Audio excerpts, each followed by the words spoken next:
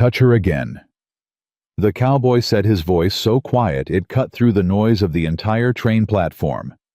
"And they'll bury what's left of you." Nobody moved. Nobody breathed. The drunk ranch hand still had his fingers wrapped around the woman's wrist, but his face had gone the color of old ash the moment Rhett Callahan crossed that platform in 4 long strides. Because every man in Dry Creek, Arizona knew one truth without needing to be taught it twice. When Rhett Callahan spoke that low, you were already standing at the edge of something you could not come back from. If this story already has your heart subscribed to our channel, hit that notification bell and drop your city in the comments below. I want to see exactly how far this story travels. Now, let's go back to the beginning and find out what kind of woman makes a man like Rhett Callahan forget every wall he ever built. The 11:40 train out of Tucson arrived 7 minutes late into Dry Creek.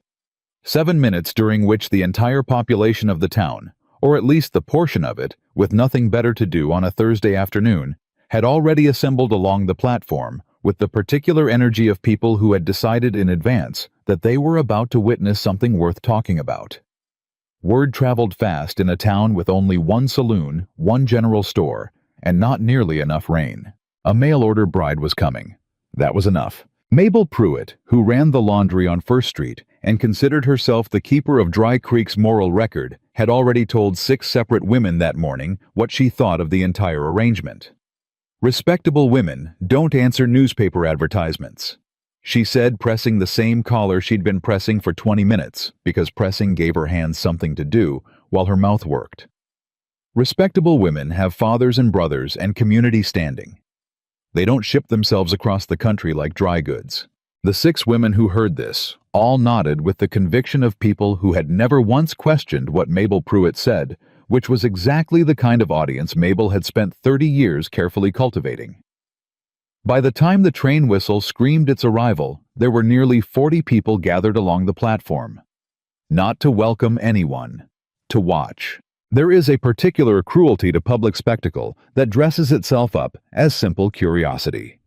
The people of Dry Creek had convinced themselves they were merely interested, merely present, merely, as Hector Grimes, the feed store owner, would later say, taking the air. But the truth lived in the way they angled their bodies toward the train doors, in the way conversations dropped to murmurs the moment the first passengers began stepping down, in the way eyes sharpened and lips pressed together, ready to find exactly what they expected to find.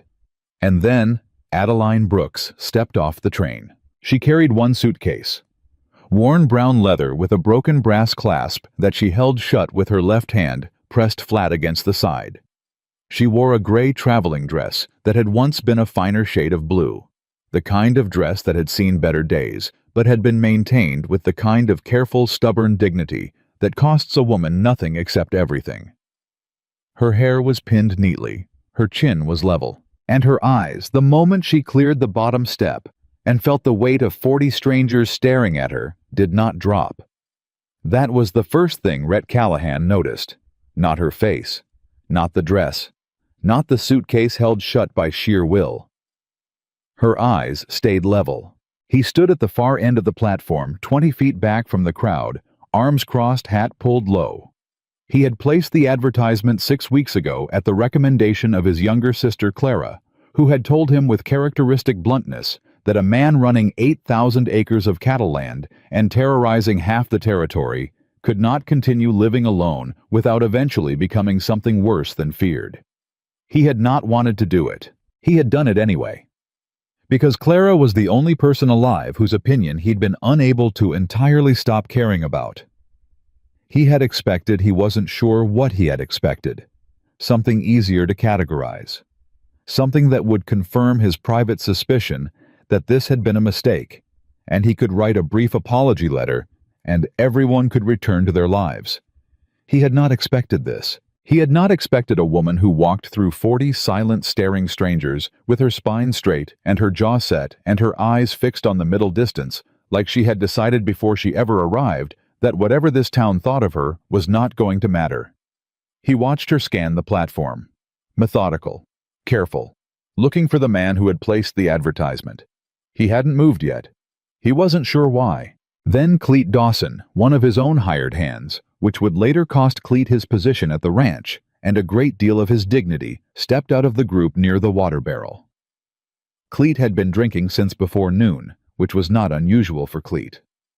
What was unusual was that he decided to make it everyone else's problem. He reached out and grabbed Adeline's wrist.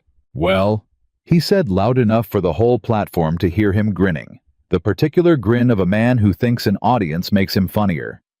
"Let's get a look at the merchandise before the boss makes up his mind." The laughter that started around him died almost instantly. Because Rhett Callahan was already moving. He didn't run. He didn't shout.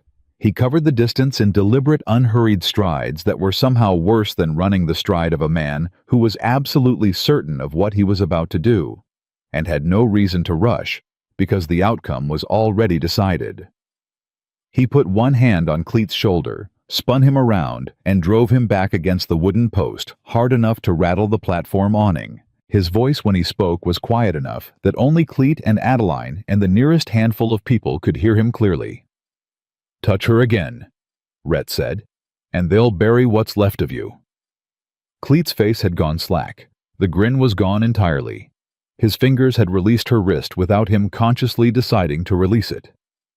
Rhett held him against the post for another 2 full seconds, long enough to make the message permanent, and then stepped back. He turned toward Adeline, and this was the second thing he noticed. She was not crying. She was not shaking. She was standing exactly where she had been standing, the suitcase still pressed against her side, watching him with an expression he couldn't immediately name. Not gratitude, not relief. Something more complicated than either. Something closer to the careful assessing look of a woman who has been rescued by men before and has learned that rescue and danger are not always different things. He understood that look in a way he could not have explained. "Miss Brooks," he said. "Mr. Callahan," she said back. Her voice was steady. He glanced at her suitcase. "That all you brought?" "Everything worth bringing," she said.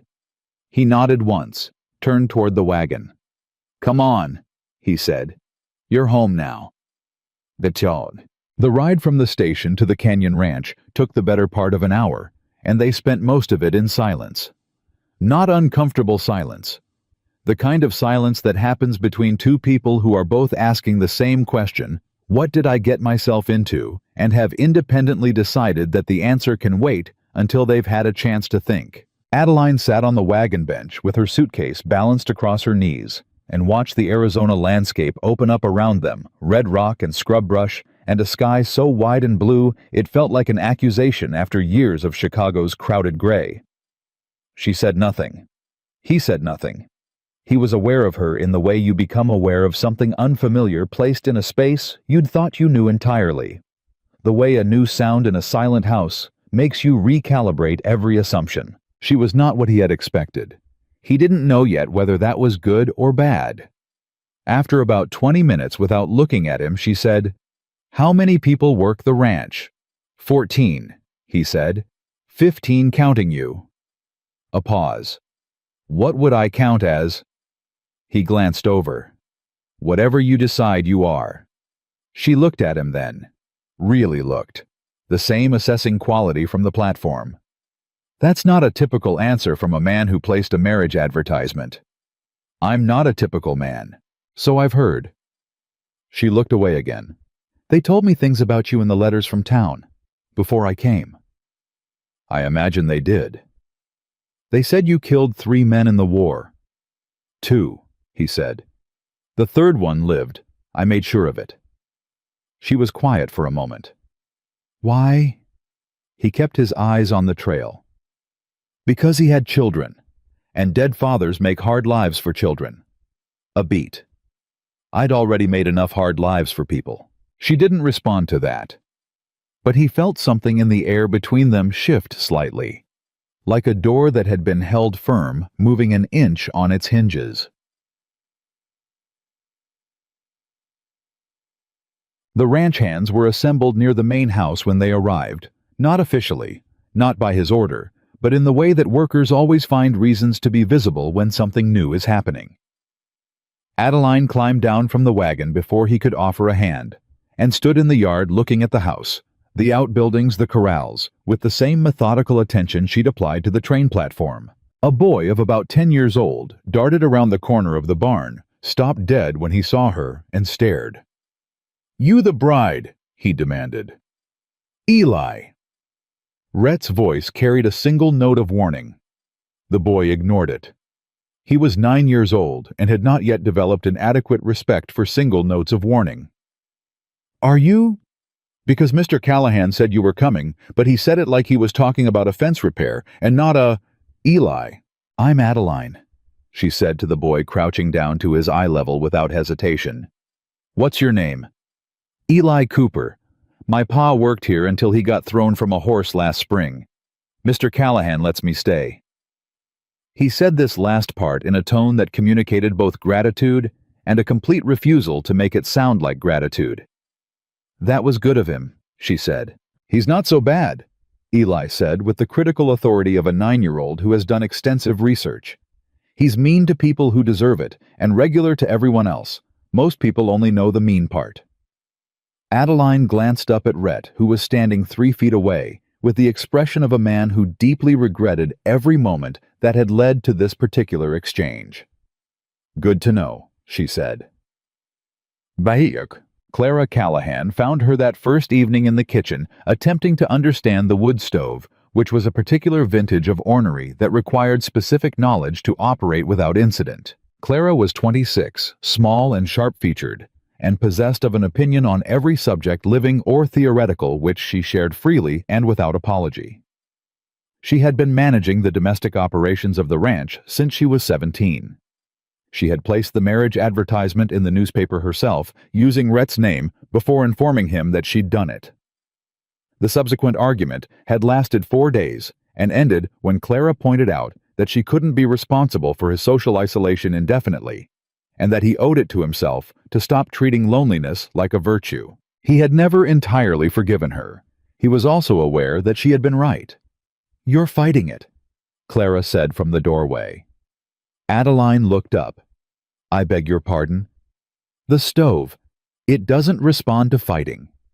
Clara crossed the kitchen, made 2 small adjustments to the damper and the draft, and the stove caught cleanly. "It responds to patience. Everything out here does." Adeline looked at the stove, then at Clara. "He didn't mention a sister. He doesn't mention much. I placed the advertisement." A silence. "He knows," Clara said. He was furious. Then he accepted it. That's basically Rhett's entire emotional range: furious, then accepted. She studied Adeline with the same directness that seemed to be a Callahan family trait. "You're not what I expected." "I keep hearing that." "I expected someone frightened." "I was frightened," Adeline said. "I'm tired of being frightened. There's a difference." Clara was quiet for a moment. Then she said, "Yes, there is." And something in her tone shifted from assessment into something closer to recognition. "Supper's at 7. The hands eat first, then us. That's always been the order here." She turned to leave. "Miss Callahan," Adeline said. Clara stopped. "Thank you," Adeline said, "for placing the advertisement." Clara looked at her for a long moment. "Don't thank me yet," she said. "Thank me if it works." The first week was a study in careful distance. Rhett was not cold, but he was deliberate. He did not crowd her, did not demand conversation, did not treat the arrangement as settled merely because she had arrived. He showed her the ranch in sections: the north pasture where the main herd grazed, the creek trail that ran along the canyon wall and was the safest ride in the territory, the supply room that she was free to manage however she found useful. He gave her things to do, but never orders. He explained, but never commanded. And every morning, without exception, before she was awake, he left a cup of coffee outside her bedroom door. She noticed the coffee on the 3rd morning. She mentioned it on the 5th. "You don't have to do that," she told him at breakfast. He looked up from his plate. "Do what?" "The coffee." He held her gaze for a moment. Does it bother you? No, she said. I'm not used to it. Getting used to things takes time, he said, and went back to his breakfast. But she sat there another moment holding the cup, thinking about a man who ran 8,000 acres of cattle land and had a reputation that made grown men step aside, leaving coffee outside a stranger's door every morning without asking for anything in return. She filed that information carefully. In the part of her mind where she kept the things that were trying to change what she believed about the world. The trouble started on the 10th day. She had ridden into town with Clara for supplies her first time back in Dry Creek since the train platform, and the silence that greeted them on the main street was a different kind than the open desert. This silence had corners, had eyes. She heard it when she passed two women outside the milliner's. She caught the tail end of it the last few words before the voices dropped. Probably made up everything in those letters. Women like that always. She kept walking. Inside the general store, the owner, a man named Fletcher, who had the particular manner of someone who has decided that business and contempt can comfortably coexist, weighed her flour purchase in a long, pointed silence before saying as he slid the bag across the counter, "You planning on staying then?" "That's my intention," she said. Callahan's had hired women at the ranch before. He said with a deliberateness that left no doubt about what kind of hired women he meant. Clara, who had been examining bolts of fabric across the room, set down the bolt she was holding with a precise controlled motion that communicated the full weight of her opinion without a single syllable. Adeline looked Fletcher directly in the eyes for 3 full seconds. Then she said, "Add a pound of sugar to the order," and walked to the other side of the store. Fletcher opened his mouth, closed it, decided correctly that this particular battle had already been lost. Later, outside, Clara walked beside her in silence for half a block before saying, "You didn't flinch." "I've had practice," Adeline said. Clara looked at her sideways. "What kind of practice?" Adeline shifted the supply bag on her arm. "The kind you'd rather not have." Clara didn't push, but she remembered. Jeg. He found out about it that evening. Not from Adeline, she said nothing. Not from Clara, she reported it factually without editorial, which in Clara's vocabulary was the equivalent of full editorial. He heard the core of it from Eli, who had apparently been outside the general store at the relevant moment, and possessed the 9-year-old's complete inability to leave important information unshared. Rhett said nothing at dinner that night. The next morning, he rode into Dry Creek alone. He was in Fletcher's store for less than 5 minutes. No one who witnessed the conversation would repeat it in detail for several months afterward. But Fletcher, for the remainder of Adeline's time in Dry Creek, addressed her as Mrs. Callahan, and weighed her flour with exacting precision, and never said another word that had corners to it. Adeline noticed. She said nothing to Rhett about it.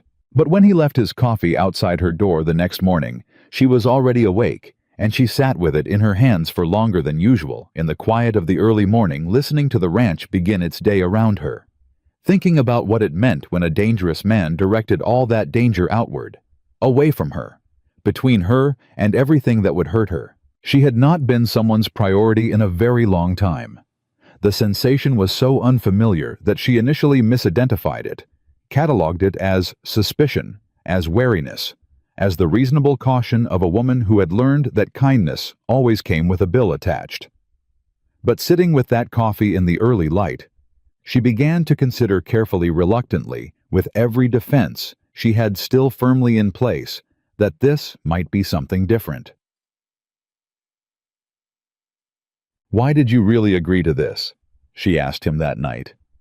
They were on the porch after supper, not sitting together exactly, but both present the way two people find themselves occupying the same space without having planned it. The Arizona night had the particular quality of a place that has no patience for pretense. Too big and too quiet for anything less than honesty. Rhett was quiet for a moment. "Clara arranged it," he said. "That's not what I asked." Another pause. He looked out at the darkness past the corrals. "I've been alone a long time," he said finally. "Not the practical kind. The other kind." She understood that. She understood it in the way you can only understand something by having lived it. "Did you think it would work?" she asked. "A marriage advertisement." "No," he said honestly. "I thought it would fail quietly, and I could tell Clara I tried." She almost smiled. Almost. And now, he turned and looked at her. Then the same direct quality she'd noticed from the very beginning. The way he looked at things, he was trying to understand, rather than the way men usually looked at women, which was to say, he was actually looking at her. "Now I think quiet failure might not be as available as I expected." The almost smile became real. Small, still guarded, but real. It was the first time he'd seen it. He stored it away with the private, slightly alarmed recognition of a man who has just discovered a new vulnerability and is not sure what to do with it. Say, she found the gloves on the 14th morning, new ones left on the table beside her coffee. Good leather. Her size, though she'd never told him her size. Brown, practical, nothing decorative about them. Work gloves. Her hands went still for a moment. She had been wearing gloves since she arrived. She wore them to breakfast, wore them around the ranch, wore them with a consistency that a man paying attention might have noticed, signified something beyond fashion. She had not thought he was paying that kind of attention. She sat down slowly, pulled off the old gloves, looked at her hands in the morning light. The marks that had faded to yellow-green at the edges but had not yet disappeared entirely. The shadows that spoke a history she had not told anyone. She put on the new gloves, picked up her coffee, and for the first time in as long as she could remember, cried so quietly that no one heard her. Jesh. That evening she walked out to the corral where he was working with a young horse and stood at the fence without speaking for several minutes. He didn't stop what he was doing, but she could tell he knew she was there. Finally, she said, "The gloves." He kept working. "You didn't ask," she said. "No. Most people ask." "Most people," he said, running his hand along the horse's neck, "are more interested in the story than in whether you want to tell it." She gripped the top rail of the fence and looked at the horse, not at him. "I came here to start over," she said, "not to explain." "Then don't explain," he said simply. "You don't owe anyone here your history." She looked at him then. "Including you." He turned and met her eyes across the fence.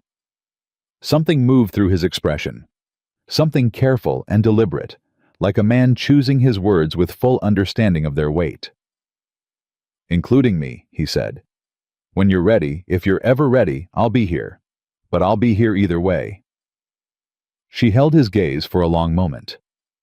Then she looked away, back at the horse, back at the wide, dark canyon beyond, and she did not say anything else. But she stayed at the fence for another hour.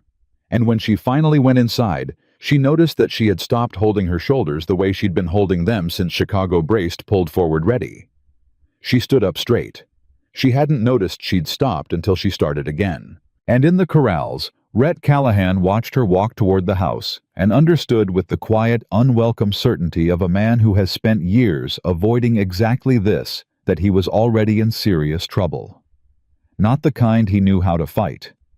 The kind that had already gotten past every defense he had in a gray traveling dress with a worn suitcase and eyes that refused to drop on a train platform 10 days ago. The kind that had looked at him and asked, "Who are you?" before he'd said a single word.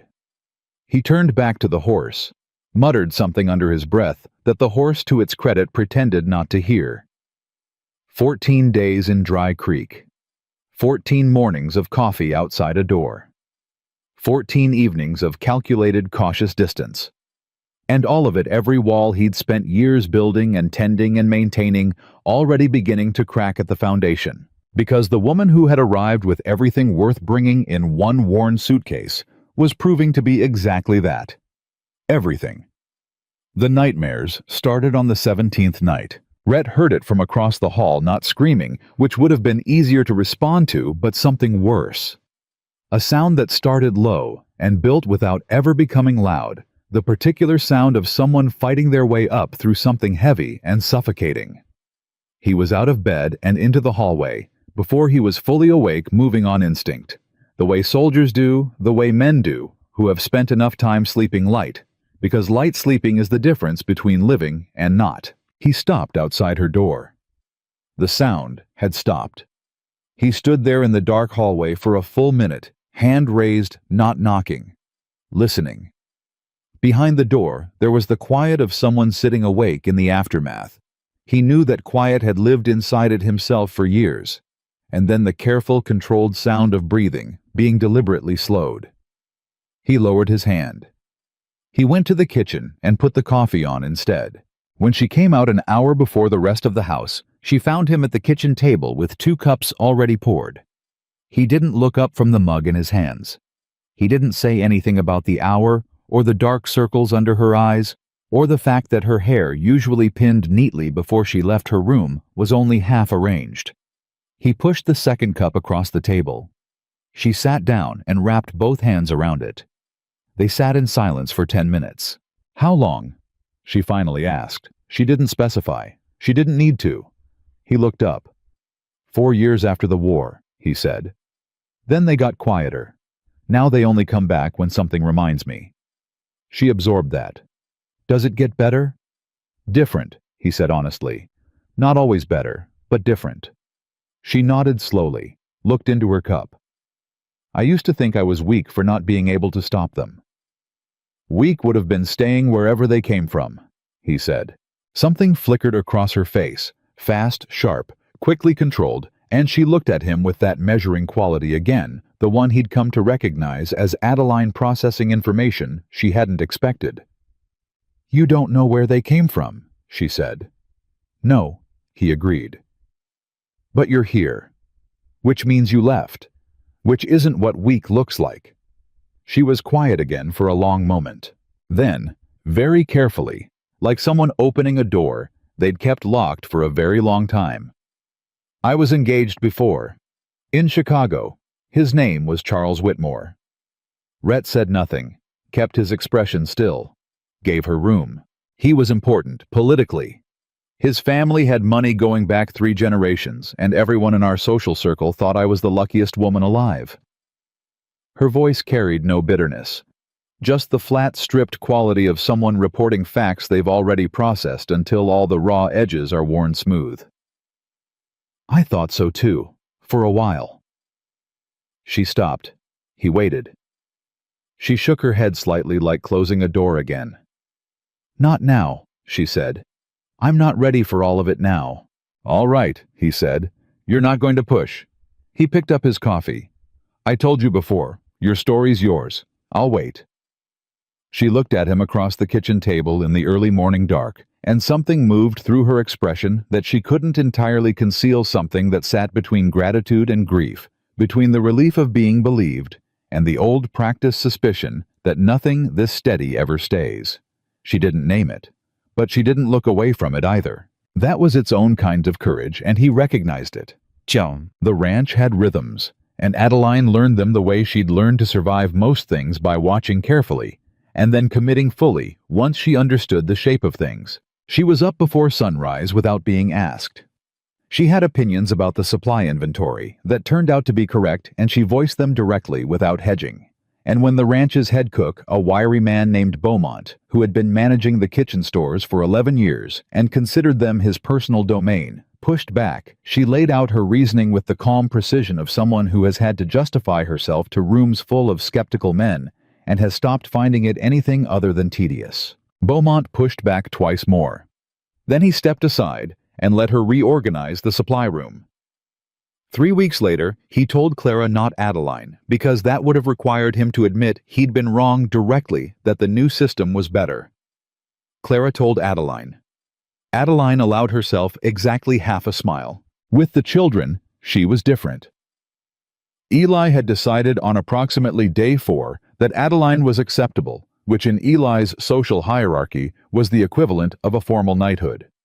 He brought 2 other ranch children in his wake, a girl named Ruby, whose parents worked the cattle operation, and who was 8 years old and deeply serious about everything, and a 7-year-old boy named Sims, who did not speak much, but watched everything with enormous dark eyes that missed nothing. Adeline taught them to read in the evenings. Not formally, not like a schoolroom, she simply read to them. Good stories, Real stories. And when they started asking questions about the words on the page, she answered the questions until they were asking about the words themselves. And then she put the books in their hands and let them figure it out. Rhett noticed. He noticed the way she was with them, patient, but never condescending, honest, but never harsh, and he filed it away in the growing catalog of things about Adeline Brooks that he had not expected and could not stop thinking about. He also noticed the gloves. Every morning. Breakfast to supper, working around the ranch, riding the creek trail. Always gloved. He never mentioned it again. He didn't need to. He'd already said what needed saying. The first real test came 23 days in the form of a man named Vernon Hatch. Vernon owned the neighboring property to the east, or claim to the title on that land, having been disputed for the better part of 2 years, and he had disliked Rhett Callahan with the pure, uncomplicated intensity of a man who has convinced himself that another man's success is the direct cause of his own failures. He rode on to the Callahan ranch unannounced on a Tuesday afternoon, which was already a statement, and demanded to speak to Rhett about water rights on the creek boundary. Rhett was in the north pasture and wasn't expected back for an hour. Adeline was in the yard. Vernon looked at her with the particular expression of a man who has decided a woman is an obstacle rather than a person and acted accordingly. "Who are you?" he said, not dismounting. "Adeline Callahan," she said. It was the first time she'd used the name in public. It came out steadier than she'd expected. Vernon's lip curled. "The mail-order wife." He said it like a slur. "Go get your husband. He's out on the property," she said. "I can take a message." "I'm not leaving a message with the hired help." The ranch hands nearby went very still. Beaumont, who had come out of the kitchen door for unrelated reasons, stopped moving entirely. Adeline looked up at Vernon Hatch on his horse and felt the familiar internal shift, the one that happened when a man decided she was beneath consideration and made a decision about how she was going to respond to it. "Mr. Hatch," she said, her voice entirely pleasant, "you're on our property, making demands and insulting the person in front of you, which is a poor strategy by any measure. You can wait for my husband in a civil manner, or you can leave. Those are the options." Vernon's face darkened. "Now you listen here." She said those are the options. Rhett's voice came from behind her. He had come back early. No one had heard him ride in.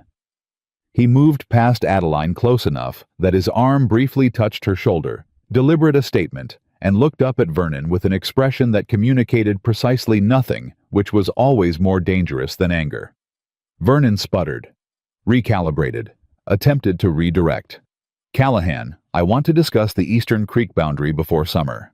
"You'll write me a letter," Rhett said, "like every other rancher in the territory. You don't ride onto my land unannounced and speak to my wife that way and expect to conduct business the same afternoon."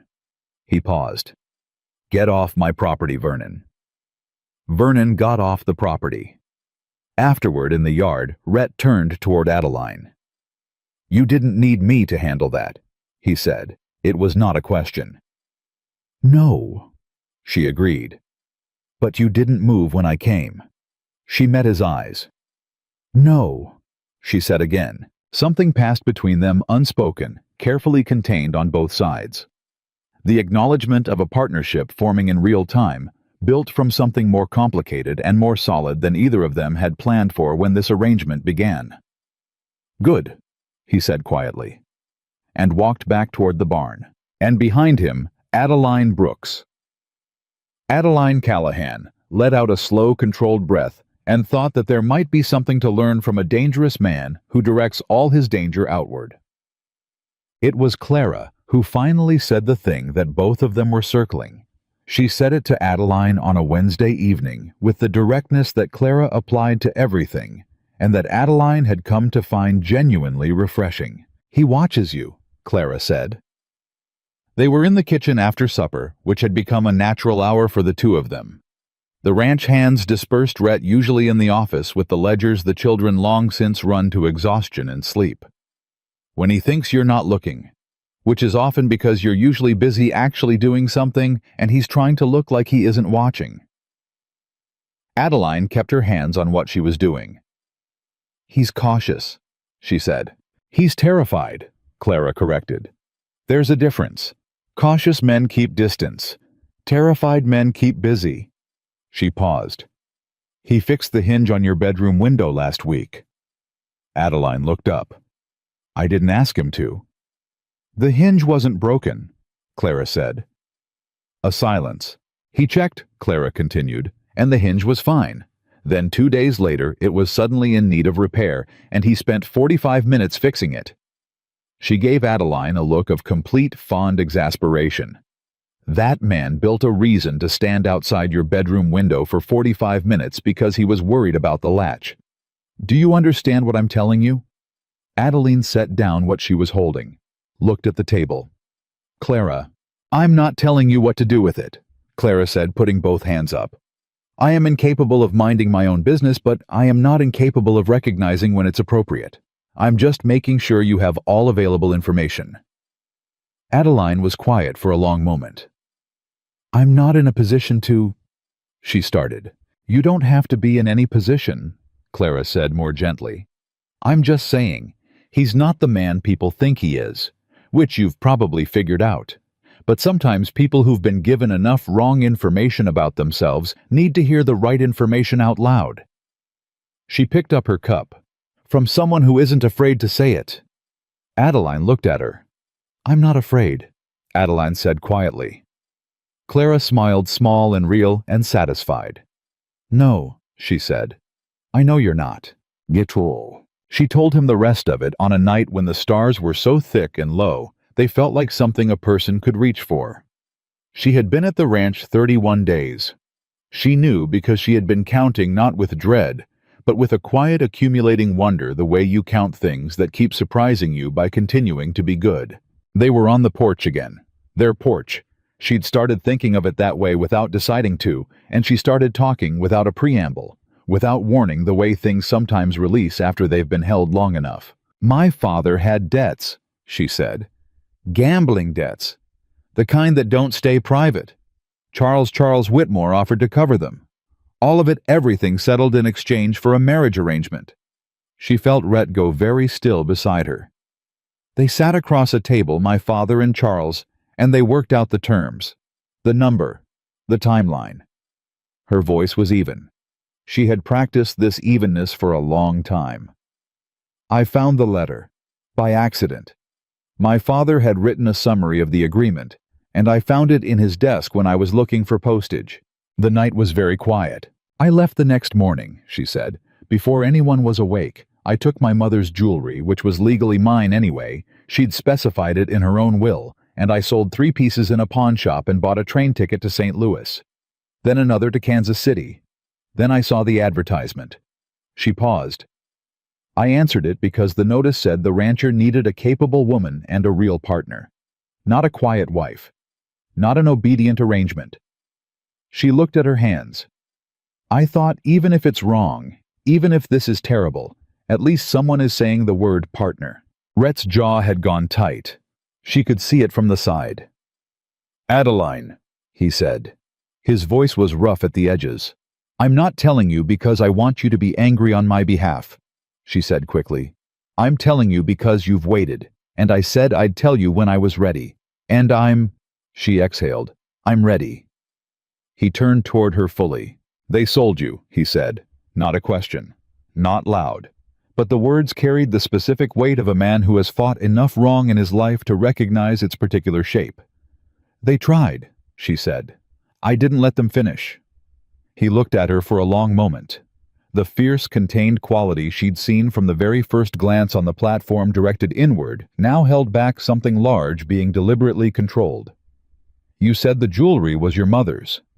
Yes, she left it to you specifically. In writing, she paused. She didn't trust my father entirely either. I think she knew something. Not everything, but something. Rhett was quiet. Then, your father. Does he know where you went? Something in his tone made her look at him more carefully. He'd have to look first, she said slowly. And looking means admitting I ran, which means admitting why I ran, which means Charles Whitmore, Rhett said. Yes. A silence that had a different texture than the ones before it. A wealthy politician from Chicago, Rhett said, who had an arrangement destroyed by a woman who vanished. When you say it that way, I say it that way because that's what it is. His voice was still quiet, still controlled. But she heard the undercurrent, the thing moving beneath the surface, assessing, calculating. Men like that don't let arrangements fall apart quietly. She had not let herself think this, had refused to think this, had kept 31 miles of Arizona territory between herself and the thought telling herself that distance was enough, that a new name and a new territory and a man with a reputation like Rhett Callahan's was enough. "He doesn't know where I am," she said. Rhett looked at her. The look did not confirm this. The look said something else entirely. Said, "Are you certain? Because I am not certain, and I need you to think carefully before you answer." She thought about it. About Charles Whitmore, who had the kind of connections that came with 3 generations of political money. About her father, who was desperate and had already proven what he would trade for relief from desperation. Her hands went still in her lap. "My father," she said slowly, "knows I came west. He doesn't know exactly where. But if someone with enough resources, if someone asked the right people, or paid them," Rhett said. The porch was very quiet. "I have to think," she said. "We have time," he said. "Tonight." He looked out into the dark. "Tomorrow I'm going to talk to some people." She looked at him. "What kind of people?" "The kind who know when strangers start asking questions in nearby towns." She absorbed this. "You have people like that." "I have people who owe me things," he said. "It amounts to the same." He paused. "You should have told me sooner." It wasn't an accusation. He said it the way someone says something true that is also costly, like it hurts him that she carried it alone this long more than it frustrates him.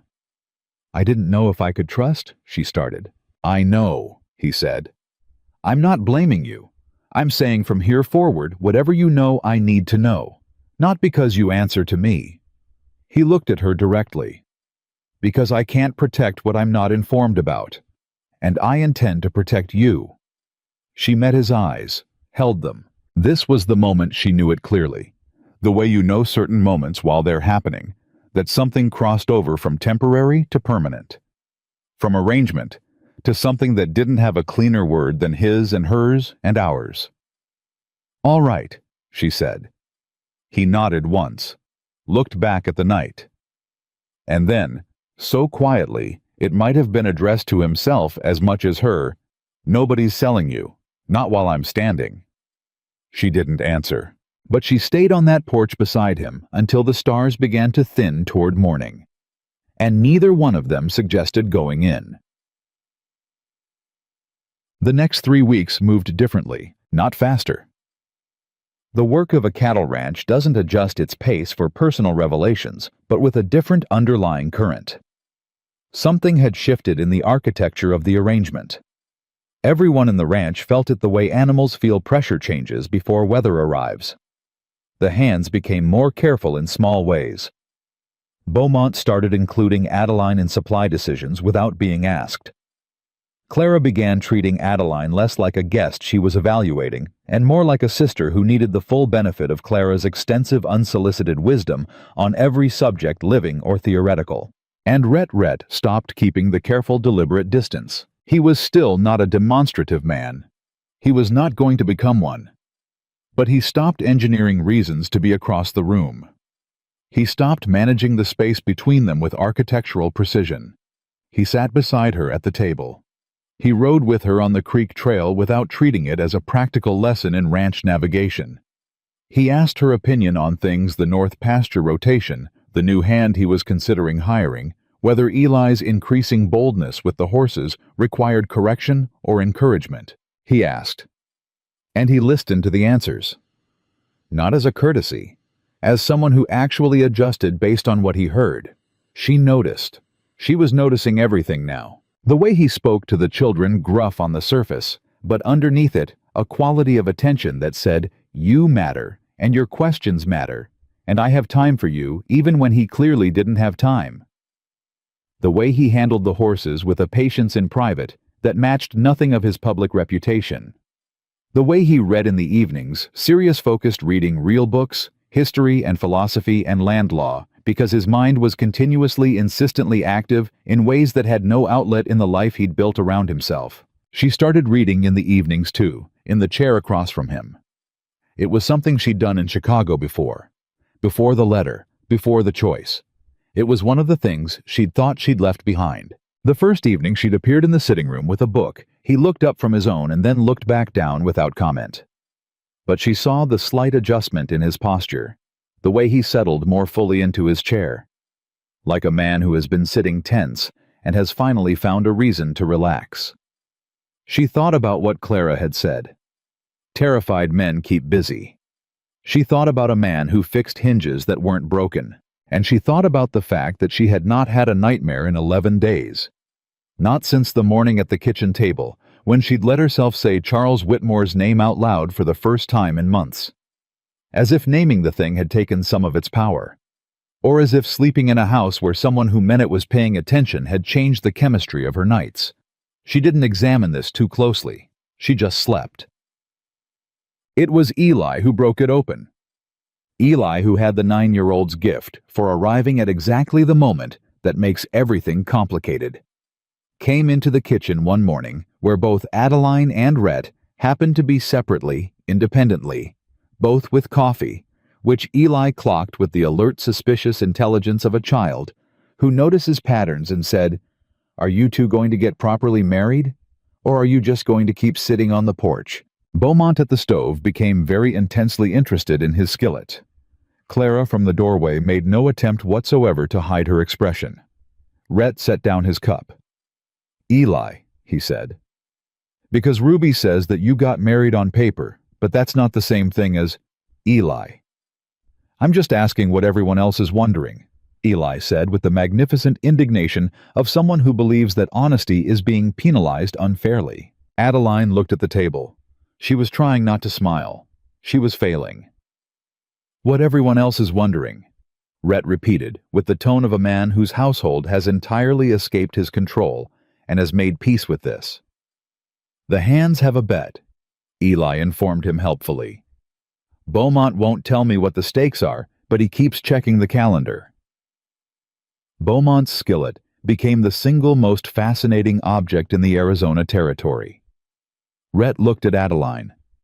She looked back, and the smile she'd been fighting broke loose, real and unguarded, the kind of smile that reaches the eyes, and he felt the full impact of it like a physical thing right in the center of his chest, where he'd stopped letting things reach him years ago. "Out," he told Eli. "But now." Eli went loudly and with extensive vocal commentary about the general unfairness of adult communication. In the kitchen, the silence that followed was warm at the edges. Adeline looked at him. "A bet," she said. "Apparently. What do you think the stakes are?" He held her eyes. "I think," he said carefully, "that's less important than whether the bet has anything to win." She held his gaze for a long, still moment. "Rhett," she said quietly. His given name easy in her mouth, natural in a way that landed differently than anything had in years. "I know," he said. "I'm not pushing." "You never push," she said. "No. I've noticed that," she said. "I've been noticing it." She looked down at her hands, the new gloves, the good leather worn now, to the shape of her hands, specifically. "I came here running from something. I didn't come here expecting—" She stopped. "I didn't expect you to be who you are." He said nothing. Let her find it. "I'm not running anymore," she said. She looked up, and what she saw in his face behind all the control, all the careful, deliberate restraint, was the answer to a question she hadn't quite managed to ask yet. Something fierce and steady, and entirely, absolutely certain. Something that had been certain, she realized, since a train platform. Since the first glance. She reached across the table and put her hand over his. Not gloved, her actual hand bare and real over his scarred knuckles. He turned his hand over and held hers. That was all. That was everything. And in the kitchen, Beaumont checked the calendar on the wall and smiled quietly at his skillet and said nothing to anyone. Kai. The letter arrived on a Friday. It came through the Dry Creek post office, addressed in a handwriting she recognized before she'd fully read the name at the bottom. Her body recognized it first, the instinctive pull in her stomach, the cold that started at the base of her spine and moved upward. She opened it in the yard alone. Adeline, you have caused considerable trouble. The arrangement was legal and binding by every standard applicable. I intend to remedy this situation and have retained legal counsel accordingly. I expect your compliance will be infinitely preferable to the alternative. C.W. She stood in the yard with the letter in her hand. 36 days of sleeping better. 36 mornings of coffee and honesty, and a man who checked hinges and gave her gloves and held her hand across a kitchen table. She folded the letter and walked inside to find Rhett, because she was not running anymore, and Charles Whitmore was about to learn what that meant. Rhett read the letter once. He set it on the table between them, flat and deliberate, the way a man sets down something he intends to deal with rather than react to. Then he stood very still for a moment with his hands pressed against the table's edge and his jaw set at the angle Adeline had learned meant he was choosing his words carefully. How long ago was this postmarked? He said. 4 days, she said. It came through the main post. Someone in town signed for it. That meant 4 days of people in Dry Creek knowing that a letter had arrived addressed to Adeline Callahan from a Chicago return address. In a town the size of Dry Creek, that information had traveled to every available ear within the hour. Rhett straightened up. He sent a letter first. He always announces himself, she said. The familiarity in her voice, the specific tired familiarity of someone who knows how another person operates, made his jaw tighten further. He considers it a courtesy, giving you the chance to comply before he applies pressure. And when people don't comply, she met his eyes. He applies pressure. Rhett was quiet for a moment. Then, what kind of legal standing does he actually have? The arrangement, was there anything signed? My father signed something. I didn't. She kept her voice even. My father doesn't have the legal authority to sign a marriage contract on my behalf. I was 24 years old, but Charles has lawyers who can make arguments that take years to untangle in court. She paused. And he has connections with territorial judges. Political connections. That's what he does. He builds leverage with people before he needs to use it. How far ahead does he plan? Far enough, she said. He knew about the debts before my father did, I think. I've always suspected he arranged for the losses, created the desperation, and then arrived with the solution. She looked at her hands. By the time I understood the shape of it, it was already built around me. Rhett absorbed this. The controlled stillness in his posture was doing real work. Now she could see the effort it cost him. He built a trap, he said, and put himself in charge of the only exit, she said. The kitchen was very quiet. Then Rhett said, he's not dealing with your father anymore. It was not a reassurance. It was a statement of fact delivered with the quiet certainty of a man who has spent enough time in difficult situations to know the difference between what can be handled and what cannot. Rhett, write him back, he said. She blinked. I'm sorry. Write him back. Today. Tell him the arrangement he references has no legal standing, that you entered a valid marriage in the Arizona territory of your own free will, and that any further correspondence should be directed to my attorney in Tucson. She stared at him. You have an attorney in Tucson. I will by tomorrow morning, he said. I'm riding at dawn. She opened her mouth and closed it. The speed of it, the complete instant transition from stillness to action, from absorbing information to moving on it, was something she was still learning about him. Rhett Callahan did not sit inside problems. He moved through them. He won't stop at a letter, she said. I know. He looked at her directly. Neither will I. He was back from Tucson by late afternoon the next day with a name, Edward Marsh, one of the best legal minds in the territory, a man who had spent 15 years unpicking fraudulent land contracts and bad faith arrangements. and who, according to Rhett, had never lost a case he'd personally argued. He also came back with information. His contact in Tucson, a man Adeline didn't ask about, and Rhett didn't explain, had confirmed what Rhett already suspected. Someone had been making inquiries in 3 separate towns along the rail line, asking about a woman matching Adeline's description who had traveled west. Asking with money behind the questions, which meant the answers were not difficult to find. "He already knows where you are," Rhett said. She had known this was coming since she read the letter, but hearing it said clearly still landed with weight. My guess. He knew before the letter arrived. The letter was the announcement, not the search. He sat across from her. "He's not asking where you are anymore. He's establishing the record, making it look like he's giving you the chance to return voluntarily, so that when he arrives, whatever he does next looks like a man exercising legal recourse rather than hunting me," she said. "Yes." Clara had come in partway through this and was standing in the doorway with her arms crossed and the expression of a woman doing rapid strategic calculations. "What does he want?" she said. "Truly, is it her? Or is it something else?" Adeline looked at her hands. "My mother's estate," she said quietly. "The pieces I didn't sell, the property, the holdings my mother left specifically to me in her will. It's not a small amount. Charles needed it to cover political investments that haven't paid out the way he expected." She paused.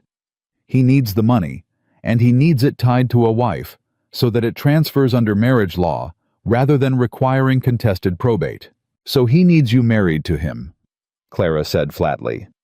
"Legally. On paper. Yes." "What happens to the money if you're married to Rhett?" "It stays mine," Adeline said. "Under my own name, in my own right. My mother's will was specific about that too." She looked up.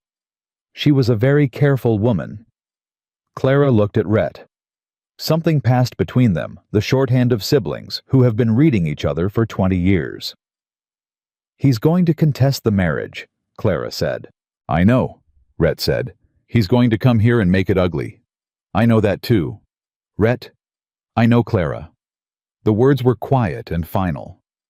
Not dismissive, she'd learned that from him too, the difference between quiet that shuts a door and quiet that simply names something. This was the second kind. He knew exactly what was coming. He had already accepted it. He was already past the part where most men would still be arguing about whether it was real. He looked at Adeline. "Are you afraid?" She thought about it honestly. "Yes," she said, "but not the way I used to be afraid." "What's different?" She met his eyes. "I'm not alone this time." And Charles Whitmore arrived in Dry Creek on a Thursday morning, 11 days after the letter, in a hired coach from the Tucson rail station with 2 lawyers and a man whose purpose was never explicitly stated, but who wore a suit that didn't quite fit over shoulders that were built for different work. He was handsome. Adeline had always conceded that.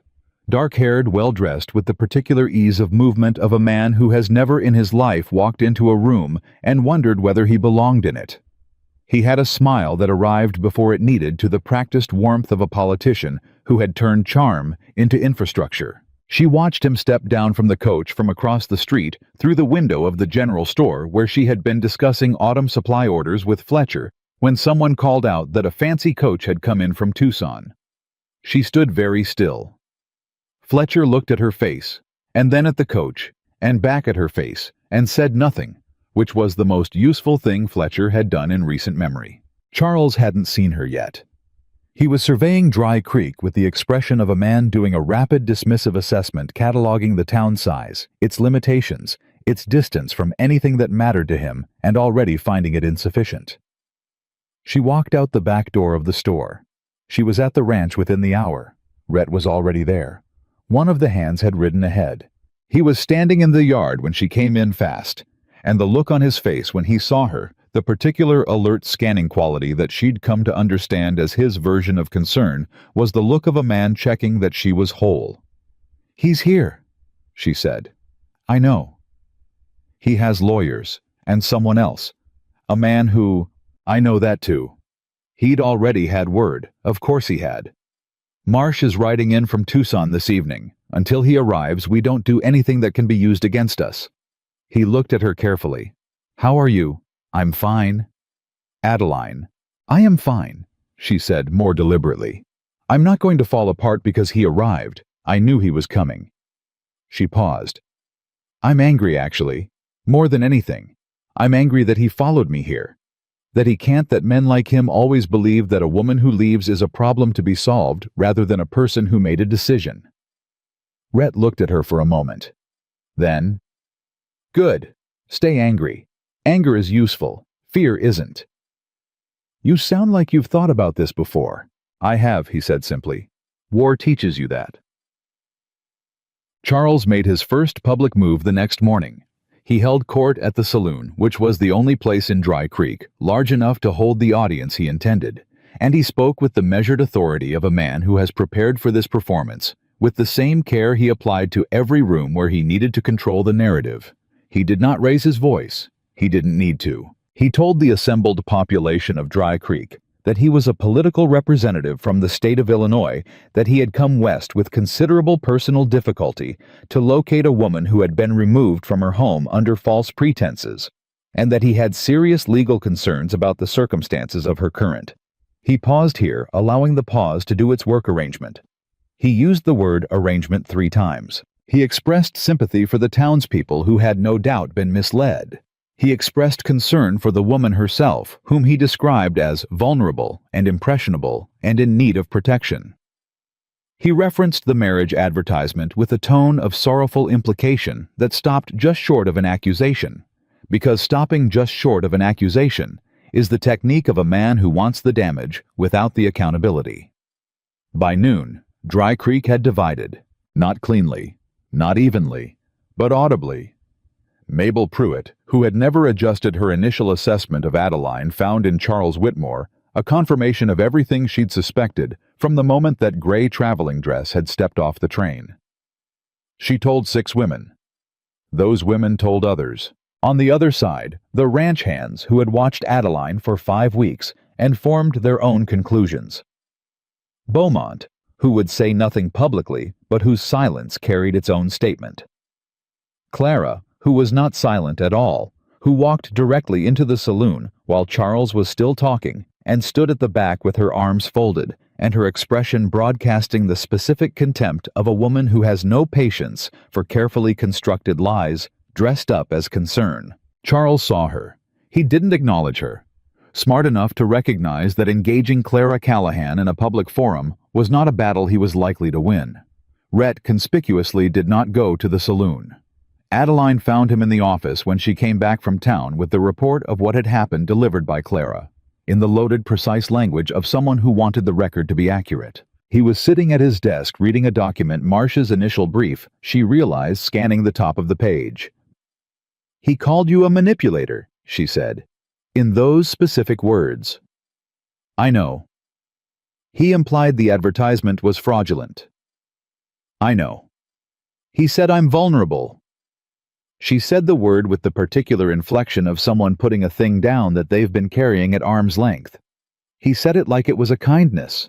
Rhett looked up from the brief. What do you want to do? She met his eyes. I want to walk into the next room where Charles is speaking and tell every person in that room exactly what he is. She paused. But I know that's not the right move. No, he said. It's not yet. He leaned back. Marsh arrives tonight. We let him look at what Charles has filed. We respond through proper channels, first loudly enough that when this goes, the way Charles intends it to go, everyone in the territory knows we tried the right way. And when it goes the wrong way anyway, he held her gaze. Then we stop being polite. Edward Marsh was a compact, precise man in his 50s, who spoke sparingly, and listened with the focused intensity of someone who was billing by the hour and intended to justify every cent of it. He sat at the ranch table that evening with Charles's documents spread in front of him and worked through them with the systematic patience of a man dismantling a structure from the inside. After 40 minutes, he set down his pen. The arrangement between your father and Mr. Whitmore has no legal standing regarding your person or your property, he said to Adeline. Your mother's will is explicit, and your age at the time of any alleged agreement removes consent as a valid legal argument. He paused.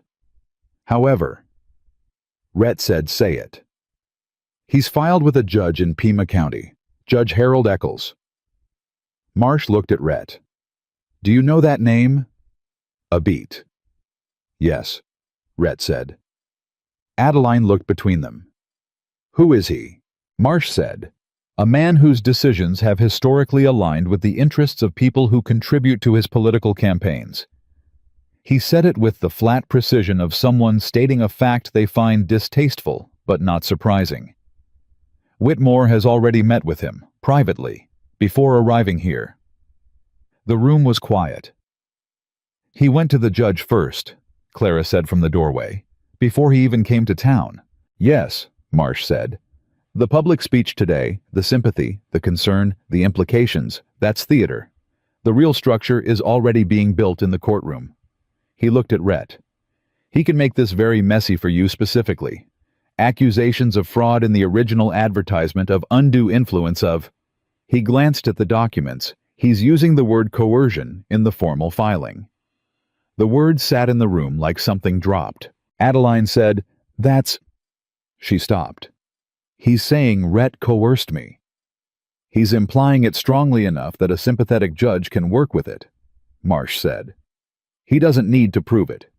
He needs enough uncertainty to get a hearing, and with Eccles in place, a hearing is enough to do significant damage to Mr. Callahan's reputation and business standing while the case proceeds. How long would that take? Rhett said. 6 months. A year, possibly. Long enough to affect cattle contracts, banking relationships, the kind of business relationships that depend on reputation. Marsh paused. He's done this before. Different circumstances. Same architecture. Adeline's hands went still in her lap.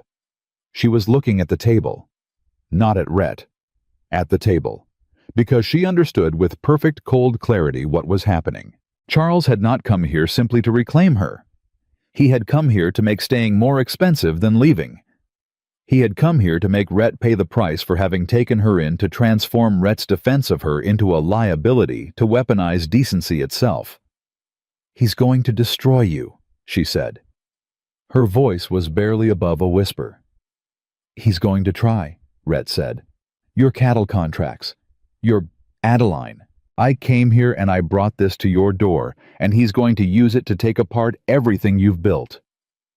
Adeline. His voice was quiet and absolute. Look at me. She looked up. His face was calm. Not the performed calm of a man concealing panic, the real kind, the kind built from the bedrock of a person who has made an irreversible decision and found it solid under his feet. This isn't your fault, he said. And it isn't a reason for anything except fighting back correctly. He'll drag your name through. Let him drag. Names clean up. He held her gaze. You don't. She stared at him. You cannot be traded, bargained, or scared back into something you already escaped, he said. Not while I'm here. That's the only thing that matters to me right now. Marsh, to his credit, was studying the documents with sudden, intense concentration. Clara was doing nothing of the kind. Clara was watching with the open, undisguised emotion of someone witnessing something they'd been hoping for and hadn't been certain would arrive. Charles came to the ranch on Saturday.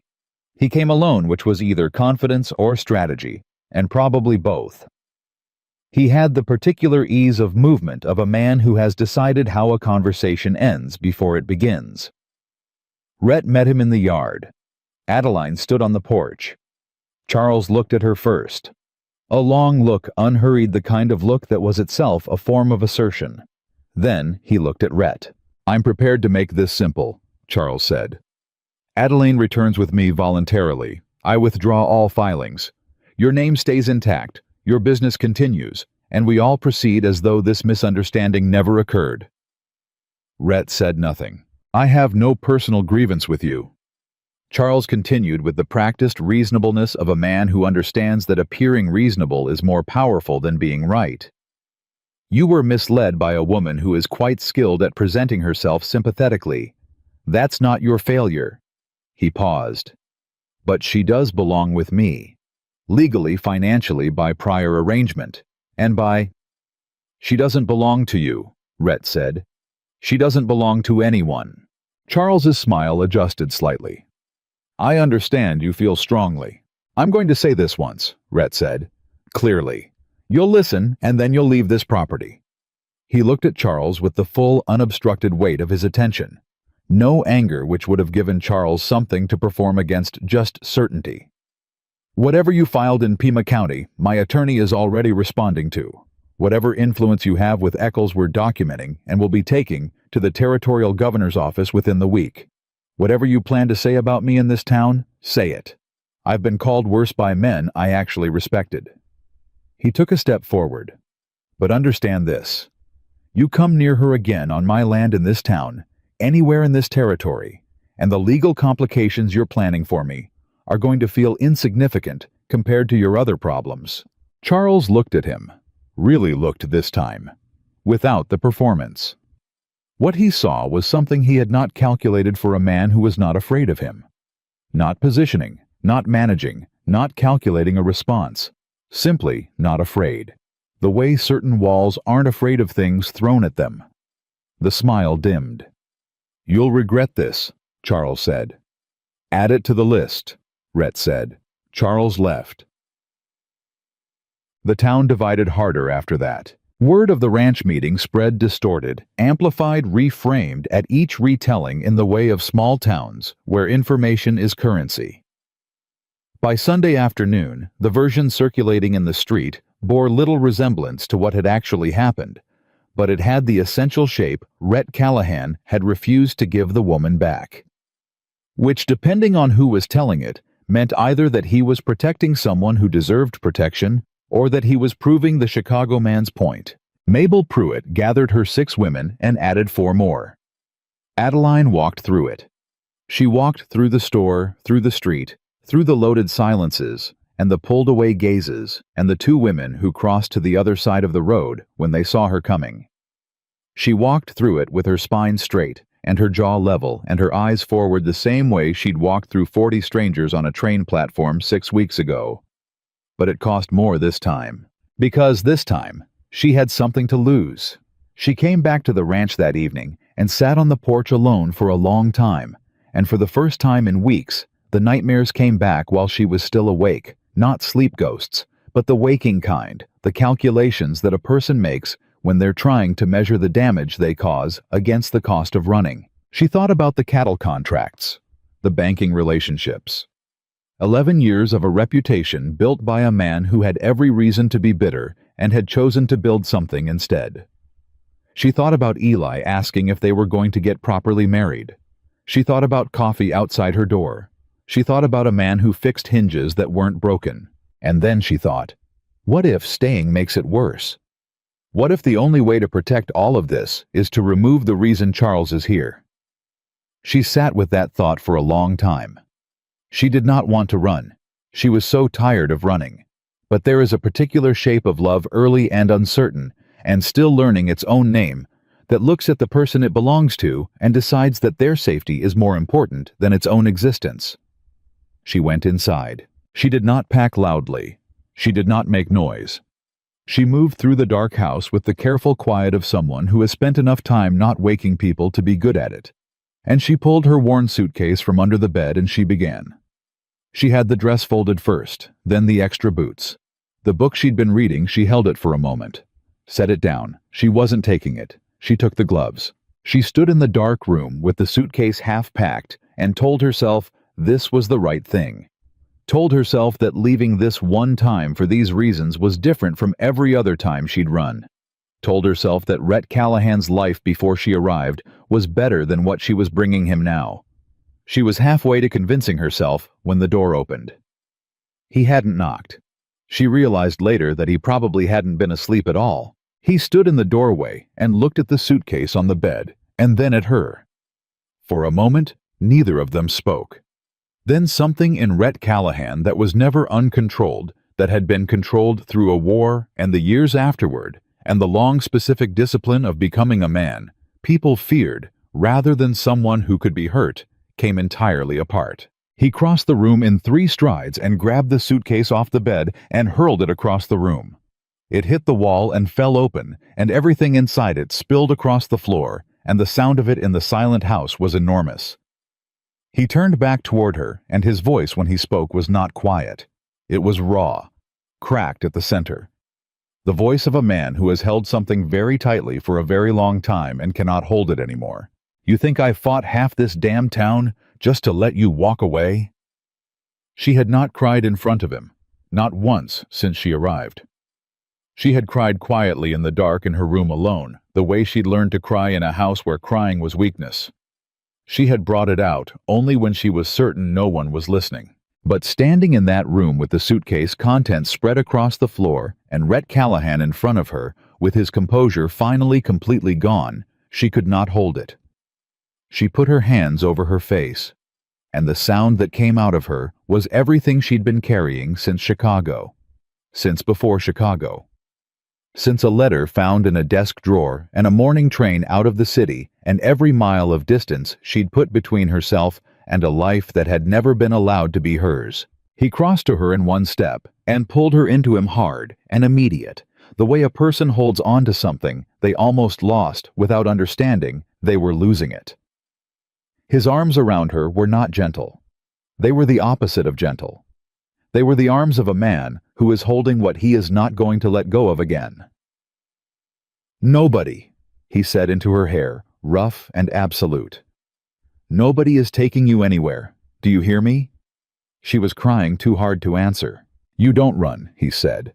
Not from this, not from me. If you leave someday, it's because you chose to not, because that man scared you into it. You don't give him that. She gripped the front of his shirt. I didn't want to go, she managed. I know what you thought. His voice dropped. You thought you were protecting me. He pulled back just enough to look at her face. Adeline, I don't need protecting. I need you to stay. She looked up at him, at a man who had survived a war and the years after it, and had built something in the canyon country of Arizona with his own hands and his own stubborn refusal to become less than he believed a person should be, at a man who had left coffee outside her door. Nobody has ever fought for me, she said. Not once, not ever. His hands came up to her face, careful now, deliberate the way he handled the things that mattered, and he looked at her with the full weight of what he'd never been able to say, and hadn't needed to because it was already in everything else. Get used to it, he said. She closed her eyes. And behind them both on the floor, the dress and the extra boots and the gloves he'd given her lay scattered across the boards where they had fallen. She wasn't picking them up to pack them. In the morning she would put them back in the drawer. She was staying. And Charles Whitmore, who had spent 11 days building his architecture of pressure and public theater and legal maneuvering, had just made the single miscalculation that would define everything that came next.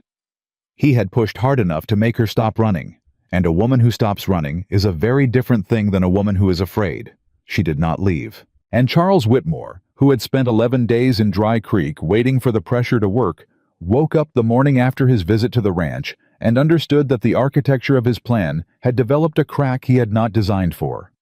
He responded the way men like him always respond when the quiet approach fails. He stopped being quiet. The sheriff of Dry Creek was a man named Dale Pruitt, no relation to Mabel, though they shared the same fundamental conviction that the established order of things was correct and that disturbances to it were a personal inconvenience.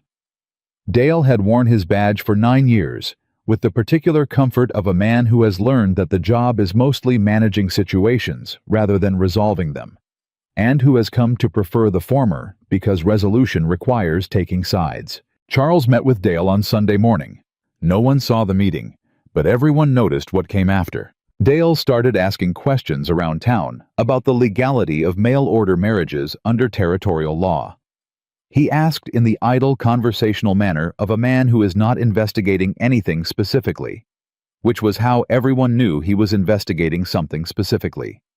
He stopped in at Fletcher's General Store and mentioned to no one and everyone that there were serious legal questions being raised about certain arrangements and that a responsible lawman had to take those concerns seriously. Rhett heard about this by Monday noon. He sat across from Marsh at the ranch table and did not say anything for a long moment. Marsh watched him with the cautious attention of a man measuring how much space to give. "He bought the sheriff," Rhett said. "Not necessarily purchased," Marsh said carefully. "Influenced. There's a legal distinction." "There's no practical distinction," Rhett said. He leaned back. "How long before Dale does something official? A week, maybe less." Marsh folded his hands on the table. "Charles is manufacturing a process. He doesn't need to win the case, Rhett. He needs the process to exist long enough to do damage. An inquiry from the local sheriff into the validity of your marriage, even a frivolous one, creates a public record. That record travels. And the people who do business with you read records like that and make decisions. My cattle contracts. 3 of them renew in the fall," Marsh said. "The ranchers involved are careful men. They won't want the association while there's public dispute about your personal—" "I understand what it means." Rhett stood, moved to the window without looking out of it. "He's not trying to win. He's trying to bleed." "Yes." A silence. "Then we stop him from having time to do it," Rhett said. "What does Marsh need to move faster?" "The governor's office connection you mentioned. I can have a meeting arranged by Wednesday." Marsh nodded. "And the documentation on Eccles, the evidence of prior contact with Whitmore." "My man in Tucson already has 3 names who witnessed that meeting," Rhett said. "I'll have it to you by tomorrow." Marsh looked at him with the measured appreciation of a man who has worked with many clients and is rarely surprised. "You prepared for this," he said. "I prepared for a lot of things when I was young and stupid," Rhett said. "Turns out the preparation held." Haroch. Adeline, meanwhile, had done something that nobody had asked her to do, and that turned out to be exactly the right thing.